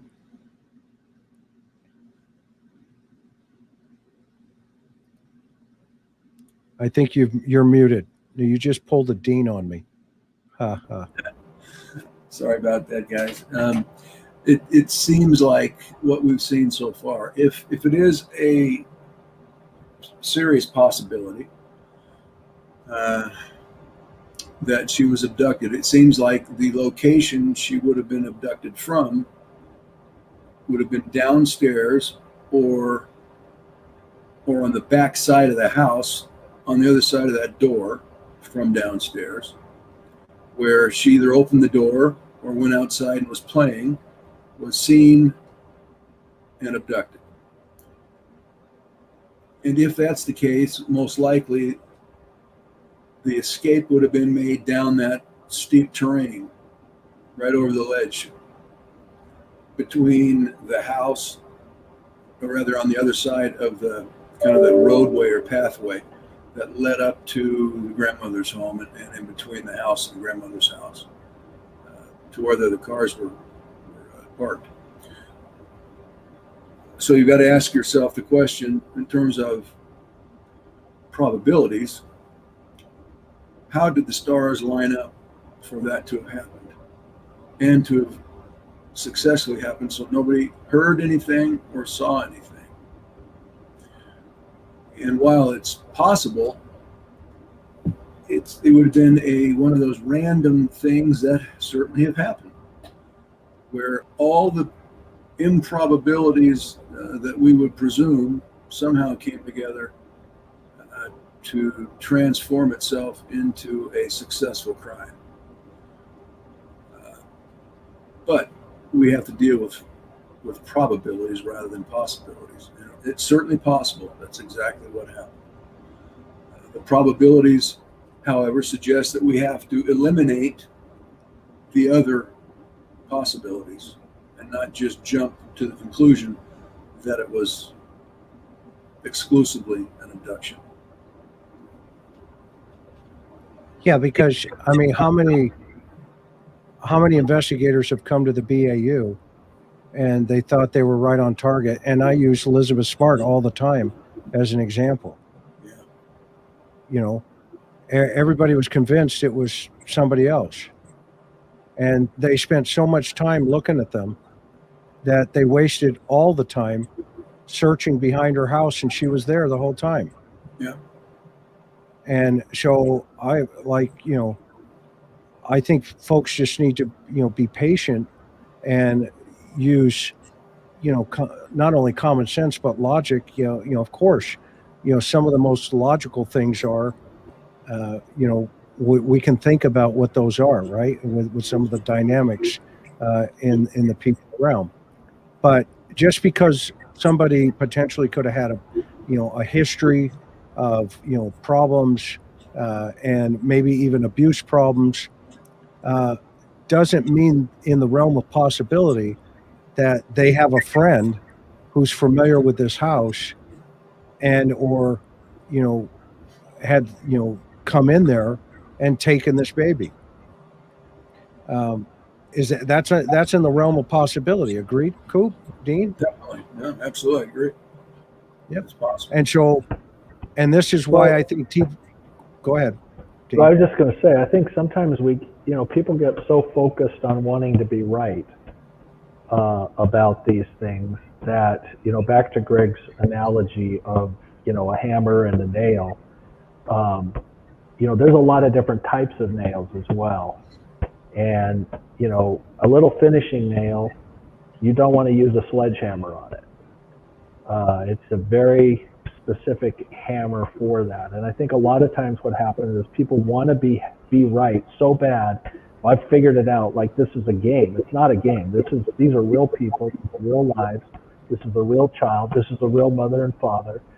And so coming in with wanting to be right and taking a sledgehammer to a finishing nail that's sitting there, not only it may drive it down there, but look at all the damage it does around there. So you have to keep all of that in balance and say, we don't want to hide, we don't want to, close our mind to possibilities here or probabilities, but we want to make sure that people don't come along with a sledgehammer and just every time they see a little nail poking up, they're slamming it to the ground.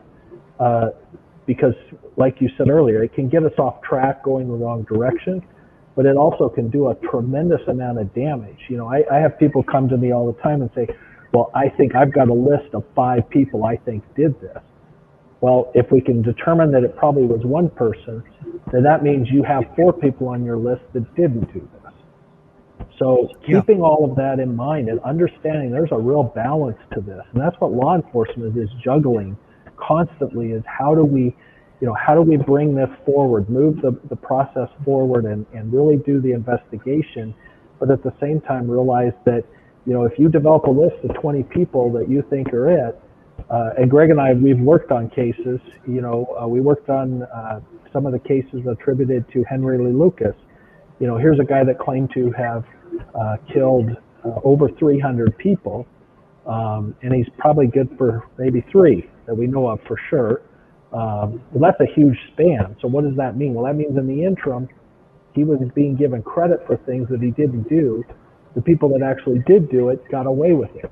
And in some cases, it was serial offenders. So that's the danger sometimes of getting so caught up in the heat of the moment of wanting to be so right and grabbing your sledgehammer and someone pops up and bam, I nail it. But I'm doing a lot of destruction in the same point. So I think that's what you're hearing here, is not a hesitancy to look at the facts, but a hesitancy or at least cautiousness in not bringing our sledgehammer into the room here and destroying everything in the room at the same time we're trying to move this information forward. Yeah, exactly. I mean, and the sad point, and to for Emily to help her from my position anyway. Statistically, if this child was abducted by a stranger, he has probably abducted her for sexual deviant and sexual homicide. Okay?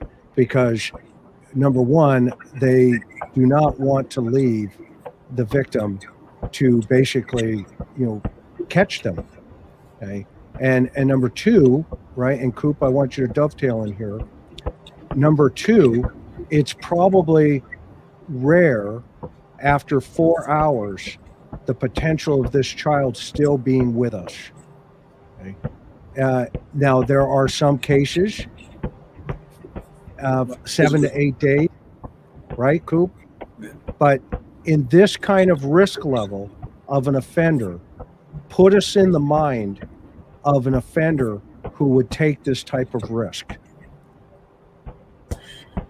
Well, when an individual who, let's say a pedophile, and it's apparent that the target is Summer, wasn't just looking for a child, or any child rather, he was looking for a specific child. Most likely, if we have an abductor, then it's somebody that knew her, knows the family, is familiar with the setting,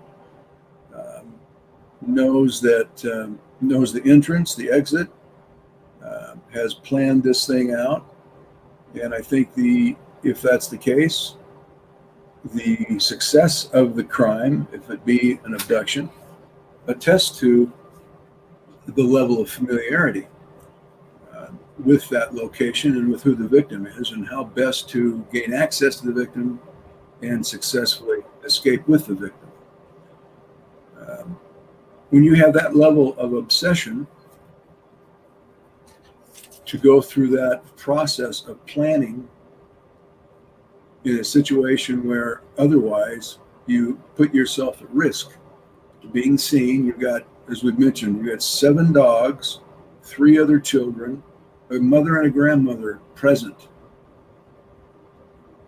That is elevating one's risk level to the probabilities, the highest probability of being seen, and certainly at least prevented from happening, if not seen, identified, and eventually captured. But to successfully prevent the crime. But it didn't happen that way. And so it's important, while we look at probabilities based upon all the other cases that we looked at, that pendulum starts to swing over to those probabilities, but we still have to eliminate the possibilities to be fair, because not only are we responsible for trying to find primarily the victim and bring her home safely, and that's the ultimate aim here and the primary aim. You also have to protect the rights of all those who are associated with the possibility of becoming a person of interest. They too have rights, and recognizing that lives can be shattered and destroyed simply by accusation and suspicion. And I think from a law enforcement perspective, they have to be very, very careful. They're walking a very fine line in being fair and impartial and non-prejudicial. And you can be rest assured that law enforcement agency is conducting probably 2, maybe 3 different investigations of what could have happened, and trying to eliminate those. I don't think that they've decided what necessarily they've committed themselves to any one of those scenarios, but they're trying to eliminate and find sufficient evidence to prove whatever theory it is that they feel is most likely. It's kind of like... Go ahead, Coop. I'm sorry. I think you have to go with, in terms of assigning resources, you have to look at all of them, a process of elimination, focus on the probability, and what's most likely to have occurred. And then in that process, hopefully you come up with a conclusion as to what did in fact happen. Yeah, and I put this up here as a perfect example of what the internet has done to investigations. I mean, somebody's looking at this video right now, and they're calling out my truck, saying, investigate the truck. Okay, it's my truck. Okay, I'm not involved. The other one here is, Chris is so stuck on her being taken. No, I'm not. Okay, I'll put that to bed as well. Okay, but I appreciate everybody's comments, and I'm open to all of these. I very much so. But I think the truck one just takes the cake. And this is actually why I have this channel, to make sure that we remember it's about summer, and the speculation, guessing, and all of this other stuff. There is a methodical process that investigators go through. And when the investigators do not go through that methodical process, we in the Cold Case Foundation end up walking them through cold cases. This is what we do. And so we're hoping to prevent that by being methodical here. And if you're just joining us, the guy below me is Greg Cooper, who ran, he was a supervisor of the behavior science unit for the FBI. When agencies get stuck in the United States, they go to guys like Greg Cooper and say, we're stuck, we need help. Okay, so we're going to get into some Q&A here now, because this shed here was, that was also a question, and Don called me yesterday. And I apologized to Candace. I told her, I said, look, I made a mistake. And, he was appreciative of that. And I think, collectively, together in our channel, and I appreciate you being here as subscribers.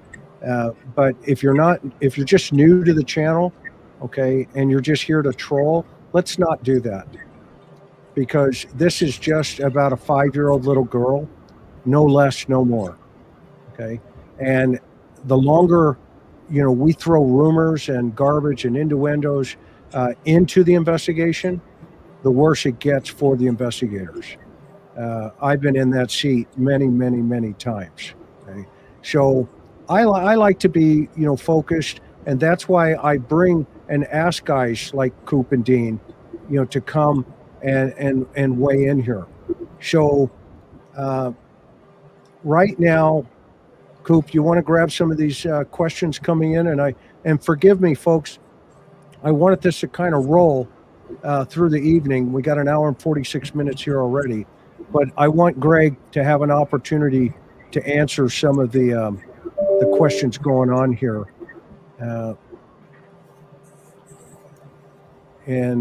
So, Greg, are you okay with taking some of these questions, and Dean?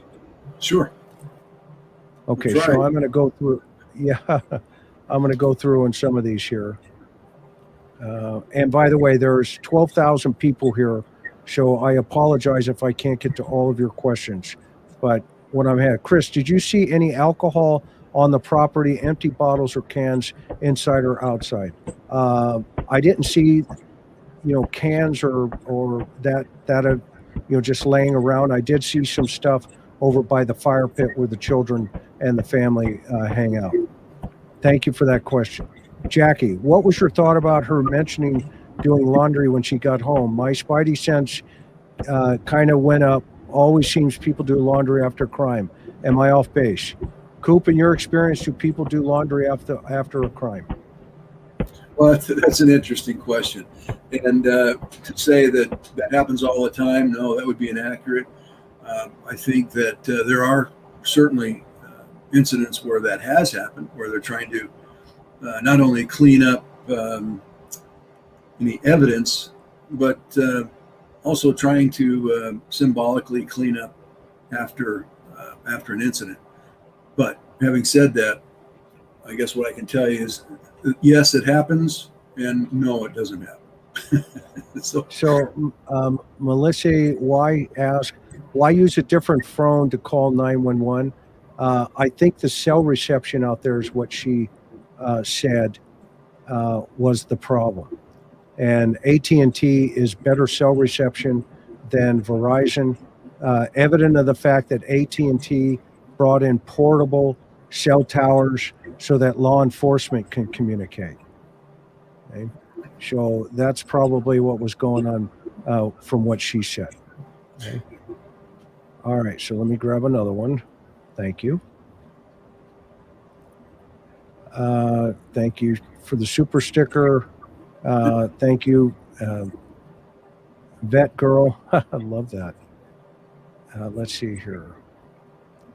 I'm trying to figure these out. Thank you, Katie T. Okay.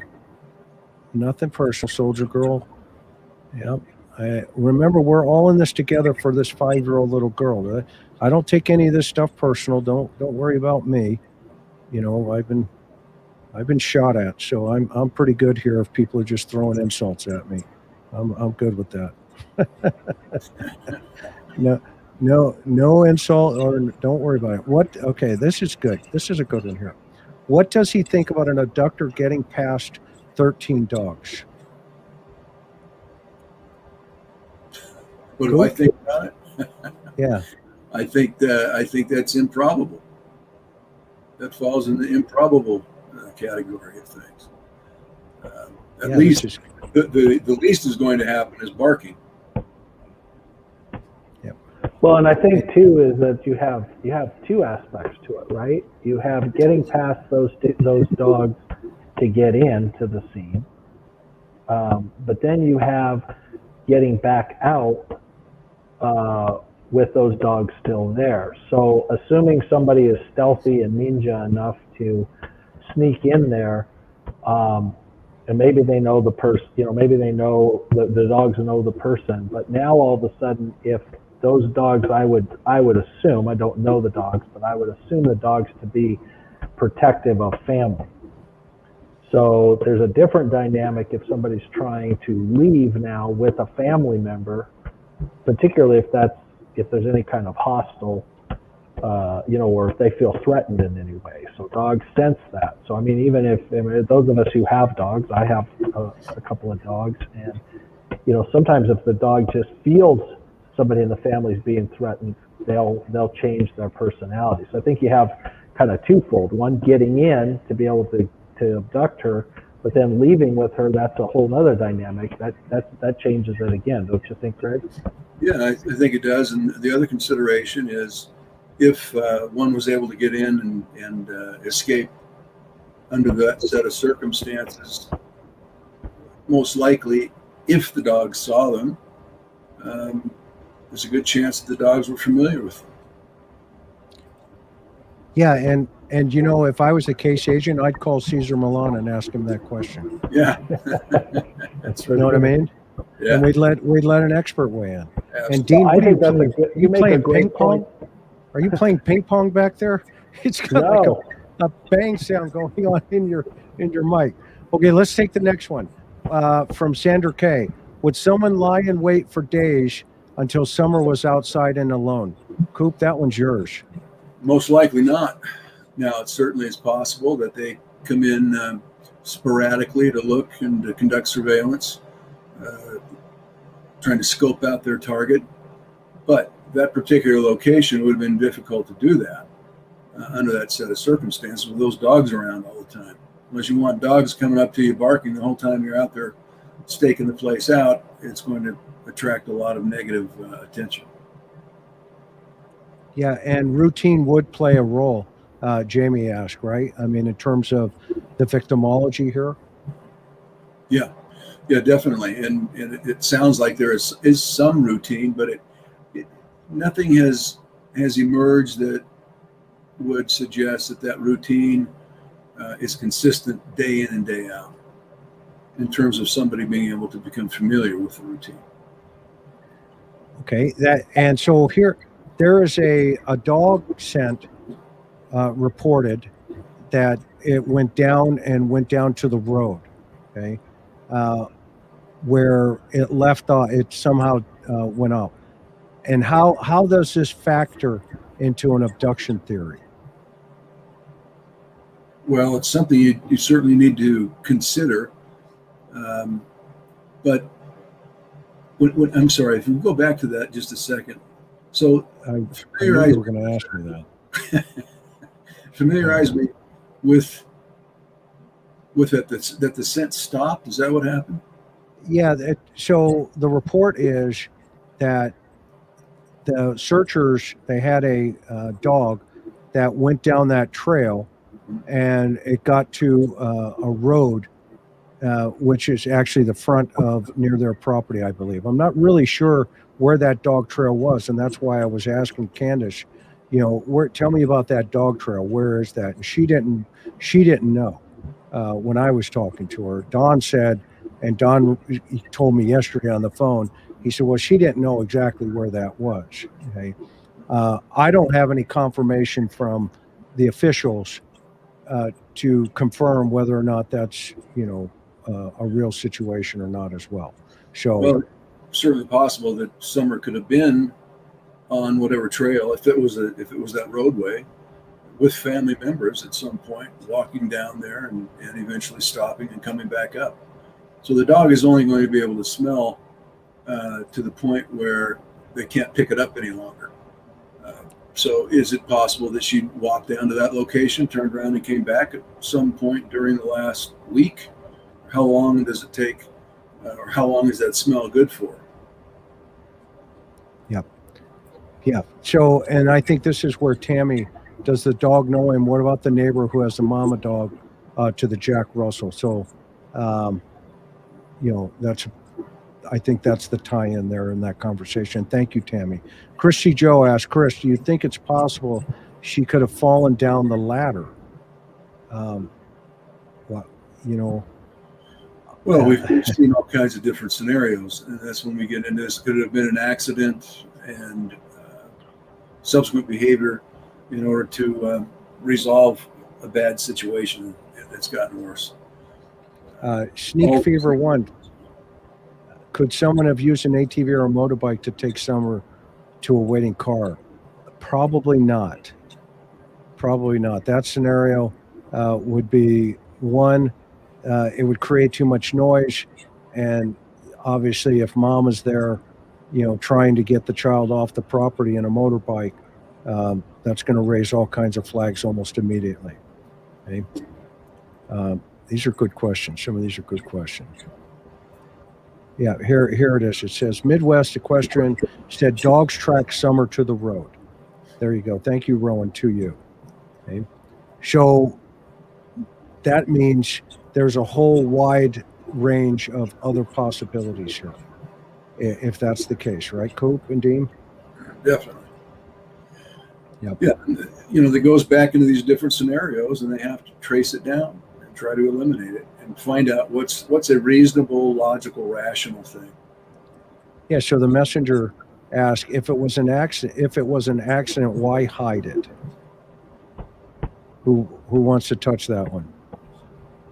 Well, it depends on the mindset of guardian or guardians. We don't know. I don't know what that mindset is. We don't know what the history is with respect to social services. We don't know whether or not the accident may have suggested, if there was an accident, negligence or reckless negligence. There's just a lot of unanswered questions there. But in the mind of the guardian who's attempting to cover up those things, generally it's because they don't want to be perceived either as negligent or reckless or worse, having disciplined, for example, a child exceeding the limits and causing an accidental death. Yeah, and this is, I love Pretty Kitty Eyes. Theories in chat would make great detective novels. I love it. Yeah, right. Tiny Taboo, what an awesome name. And thank you guys all for being here. And again, I want to make sure, and Barb Melman, thank you so much for your kindness. That's so sweet. Says, Tiny Taboo, could they have done like my delivery guy and fed the dogs? After a few times, my dogs start barking at him, and they bark at everyone, even my dad. You got the dog guys. Yeah, exactly. I don't know. That one goes to Caesar, but it's a great thought. Yeah. So Connie has an opinion, which is valued here. Connie Clifton. There is no way 2 to 5 minutes someone could abduct Summer and no one hear or see anything. I could see if the time was longer, but mom says 2 to 5 minutes. Yeah. And so, yeah, I want to expand your understanding that Adam Walsh was kidnapped in 7 seconds, while his mother was just on the other side of the aisle where he was. And that is how the Center for Missing and Exploited Children started. Okay? 7 seconds, the child was gone. Okay? So that is a great point, but it's possible. Well, and Chris, what was the timeline on the case you had out there where the young boy ran around to go to the bathroom? The aunt was going around. I mean, we're talking a very small window of time there. 15 seconds, 15 or 20 seconds. By the time the child left, and if you want to see who that perpetrator was, go into my videos and look at the Brandon Wilson video. That is the confession I got off of this guy, and the whole family was down there, and this was the start of family restrooms actually in the U.S. Oprah Winfrey took it on, and long story short, the aunt, I'm not going to name her, but the aunt was outside as the boy went around the opposite side of the bathroom. The suspect was waiting by a tree, saw him go into the bathroom and made his move. And within 10 seconds inside that bathroom, he slaughtered that little boy. And if you go into my videos, I put it up actually for this point to show people how fast some of these things can happen. Now that pre-incident behavior, Coop, you studied with him, you talked, you went around the block with Brandon. That pre-incident behavior took years to develop. Okay, took years to develop, but his execution on committing the crime was quick, and that's what scares me about this case. If this is a possibility, that how fast this guy would have reacted, and is he still have her, and if so, what are those probabilities, right? We could stay here all night and theorize, okay, but we don't do that. What we want to do is make sure that we have accuracy in relationship to this 5-year-old little girl, because if it does turn out to be an Elizabeth Smart problem, then by all means, I think the more we stay positive about what is truthful and potential evidence versus what's speculation and all this other craziness, I think the better off we'll be. And you can't get any better than one of the guys that ran the behavior science unit. Because there would, right? I mean, Coop, would NYPD come to you guys? Yes. Yeah. Yeah. Would LAPD come to you guys? Yes, absolutely. But LA Sheriff? I'm the first to say, too, that we didn't always have the answers either. Yeah, exactly. And right? Yes. Right. So, that's what I love about our crime family over here that we have in the interview room. I mean, we have a lot of really smart people with a lot of theories. And, that's where in Discord, I send them over to Discord and everybody just kind of unloads. But here in a public forum, we just kind of say that, hey, let's keep an open mind, and then hold some other stuff. Let's see here. Crazy Crime. Good to see you. Love that show, by the way. If you haven't seen it, get over there. Donald's the one who's saying dog trail to no one, and Ellie has said this. So there you go. There's an introduction potential. And thank you for pointing that out. I appreciate that. Let's see what else we've got here. I want to get one for Dean because he's down there playing ping pong. Get him I busy. know that. I know the Olympics is on, but I didn't know you were on the ping pong I team. have no idea what's going on. There you go. Right here. Thank you. Always love. Let the truth be known soon. Thank you so much for saying that. You're so kind, and thank you, for keeping it real, right? Let's see here. What do we got here? All right, here's one here. Becca, know what you do of the property now. If tree people were nearby, could the noise from the equipment mask the sounds of an abduction? Dean? Sure, they could, but the question is, were they working on it at that evening? Because if I recall correctly, one of the things that Candace said is that a couple of weeks earlier, at least the way it came across to me, was that they had been there earlier, and maybe one of them, that was kind of the inference, right? That somebody who had been there a week or two earlier clearing it out could have done it. I didn't get the sense, and I could be wrong, but I wasn't getting the sense that this was an active, ongoing tree removal process at the time of the incident. So, yes, I mean, Okay. The other thought on that is if other people were working in the area with that tree equipment, that would have opened it up for more eyewitnesses. So this is a question for you from Jack Meeker. I can't figure out how to put it up here. It's up on my top bar up there. Somebody's gonna have to teach me how to do that. It says, Greg Cooper, if this was your case, where would you be focusing right now?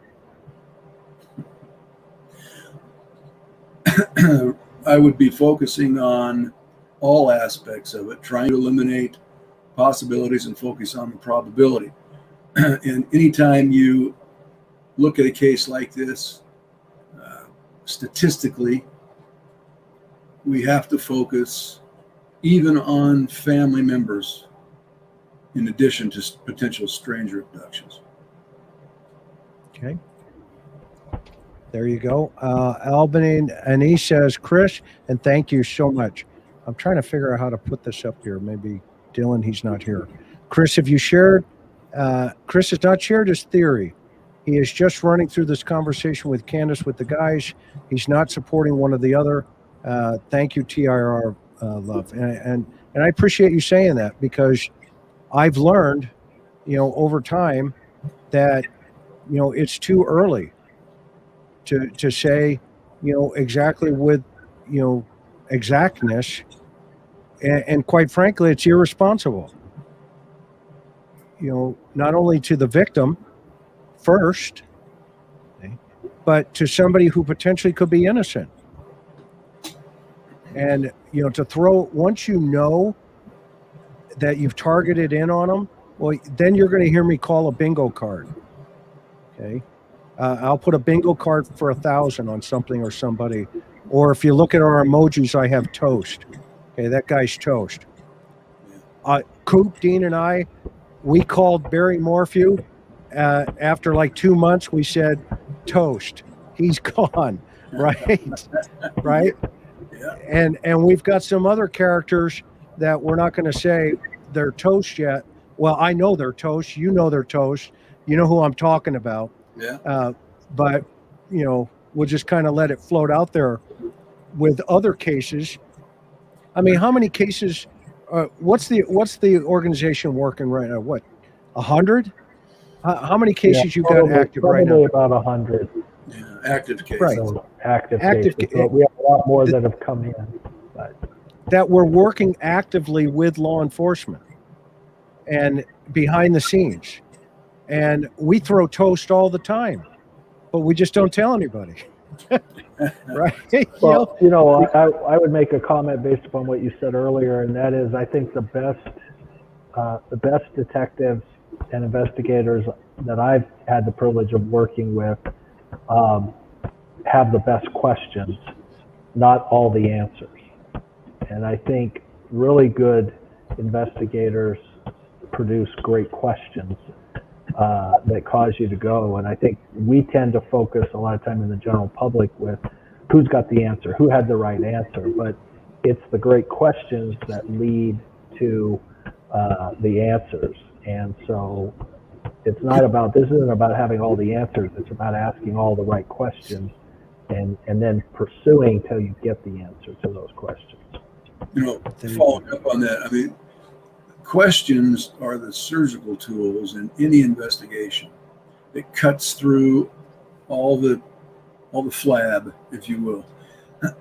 And questions are more important. I'm going to say this: questions are more important than the answers.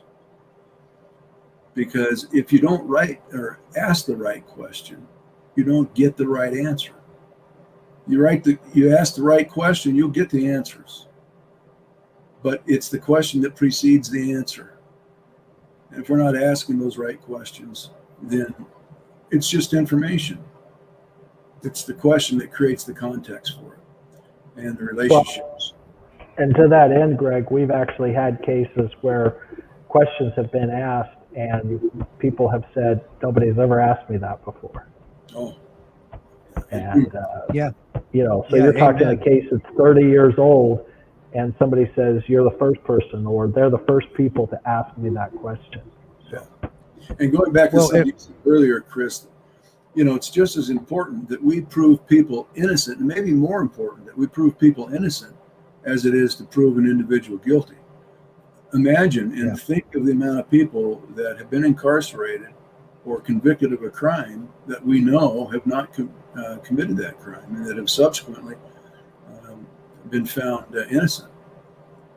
If you look at justice, go ahead. Justice. No, there's a huge case right now going on. It's a Netflix series on Avery. If folks aren't familiar with it, there's a possibility that this guy didn't do it. Okay. And so those are the kind of things. And you know, I had a caper in '95 where, you know, the suspect swore, okay, up and down that no, this is the guy. And I took her out and asked her, demonstrate for me what you saw that night. Okay. I took her out the exact same time, the exact same location, and, you know, et cetera, et cetera. And she just told me all about how this other guy, you know, stabbed the victim, you know, and she was in the bushes and she was watching it. And I was thinking, okay. So the next night I went back out and I stood where she showed me she stood. I couldn't see in front of my hand where I was. Okay. So long story short, kick that forward. The guy that was in jail, not by me, I had them get this guy out. He's not your killer. And anyway, she ended up copping out to the whole thing, and she's now doing 25 in prison. And so many people, there are so many high profile cases around this country where, and this is no disrespect to anybody, but sometimes detectives get tunnel vision, and I do too, right? But it gets so close that you can sit here on YouTube and say this is exactly the way it is. Okay. Well, here is the lesson from John Jigsaw, LAPD, 44 years in homicide. Okay. It is never the way you think it is. That's the other lesson when you're working missing persons and homicides, until you have all the evidence. And what do you call that, Coop? You have a saying for that about prescription or something. I can't remember all your sayings. You've got so many of them. It's important to diagnose before you prescribe. There you go. Right. See, I've learned so much from this man. It's awesome. And so here's a question coming at us here. Could the abductor have told Summer, let's hide from mommy and jump up and surprise her? My kids would have loved that kind of conspiracy, would have happily joined in that fun. You know, yeah, it's possible. Yeah. Thank you, Diane, for that absolute great question. Okay, so let me go back up here to see if I missed some more. Judy Eisler Herod. Thank you, gentlemen, for being level-headed, discerning, and compassionate. Thank you, Judy, for saying that. We're grateful, and thank you for back to you for being level-headed and compassionate. Lynn M, super sticker, thank you. Let's see, Jen. Thank you, everyone. Thank you so much. Okay, Coop, final words, and let's let these good people get to bed somewhere. Well, we're just grateful to be here with you, Chris, and thankful that there are viewers out there like all of you who are interested enough, not only just to find Summer, but also to learn about some of the precautionary things that we talk about in a lot of these different shows to protect yourself, protect your loved ones, particularly as it relates to things like victimology. As much as we don't like to discuss it, sometimes victims do contribute to their own victimization, innocently and certainly ignorantly. But nevertheless, the more conscientious we are about the things that we do day in and day out, the people that we associate with, what we're doing, where we are, who we're with, those things are the keys to becoming victims to certain types of crimes. And the more we're conscientious about that, and the determination of keeping ourselves in a low risk capacity, just maintain that mindset. Be aware of what you're doing, and you can reduce individually and responsibly probably 95% of the types of crimes that are committed. Thank you. Dean, what are your thoughts? Final thoughts? Well, I kind of see what you do, Chris, as kind of a firefighter. You're out here trying to put down some of the crazy ideas that can come up and really bring the truth to bear. And I think, just as a reminder to everybody, I think all of us get to choose what our role is going to be. We're either fire starters, so a lot of people are out there just starting anything and everything and watching it burn. There are other people who come along and say, I'd never start a fire, but hey, since you got one going, I'm willing to sit by and watch. And then there are people who say, well, I didn't start it, but I'm more than happy to feed it. And then you have, I think, the real heroes, and they're the guys that are out there saying, look, here's the truth, here's the reality. And so it's always a pleasure to hang out with a real firefighter. And I know that's probably a bad analogy for a police officer, but in my book, you're doing a great job. And thanks. It's always an honor to hang out with you. And I'm it's sorry an honor. for ping pong. Yeah, you go watch the Olympics, because after this is over, I am absolutely getting a hold of the U.S. Olympic team coach and say, I've got a guy for you that has been driving people nuts all night with the banging in the background. I'm teasing you. I love you. You know that. I know, and I don't know what it is, because there's nothing in the room. I'm in a private room, everything, so it's got to be something within the signals or something. Well, just one of the last thoughts here. This is about Summer Wells, and I'm here to tell you that we as a team are monitoring the totality of these circumstances, and what does that mean? It means right now we have an open mind. Do we have some ideas in terms of theories and all of the other what ifs, could have been, should have been? Yes, I'd be lying to you as friends to tell you differently. But yes, we do. But YouTube is not the place to do this. Okay? It's the place to look at what are the possibilities and then sort through it logically and methodically.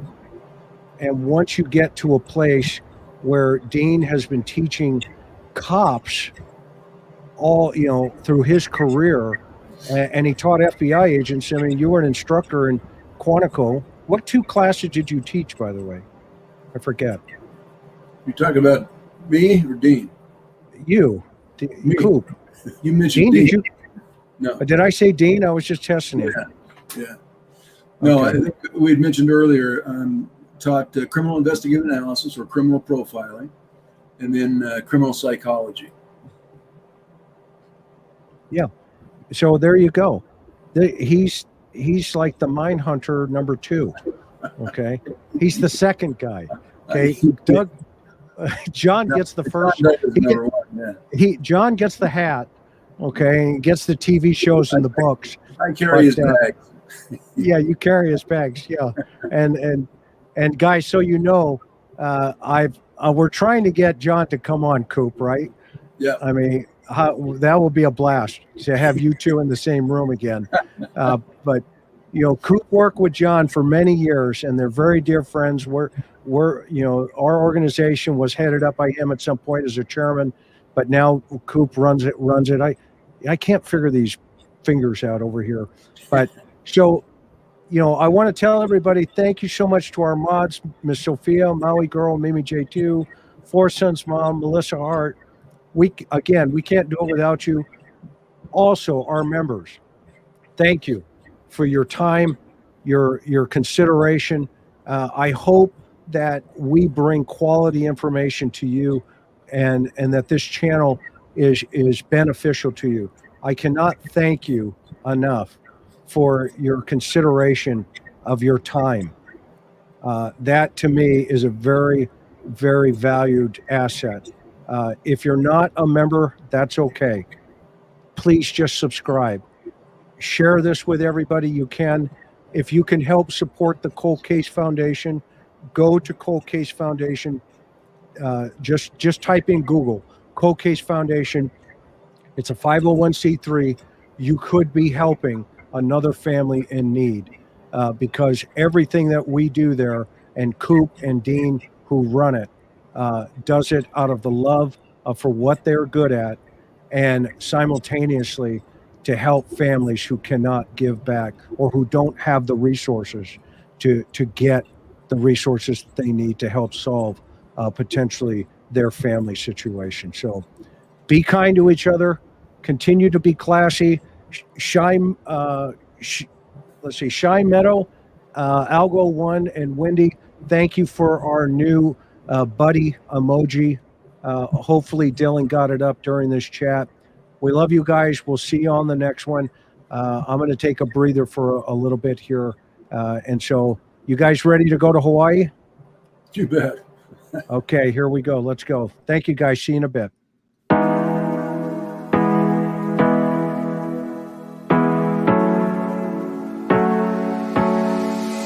Hard working every day. I'm stressed out 24/7, babe. No timeouts. Wish we could fly away. You and I go to our favorite place. Oh yeah, yeah. Make special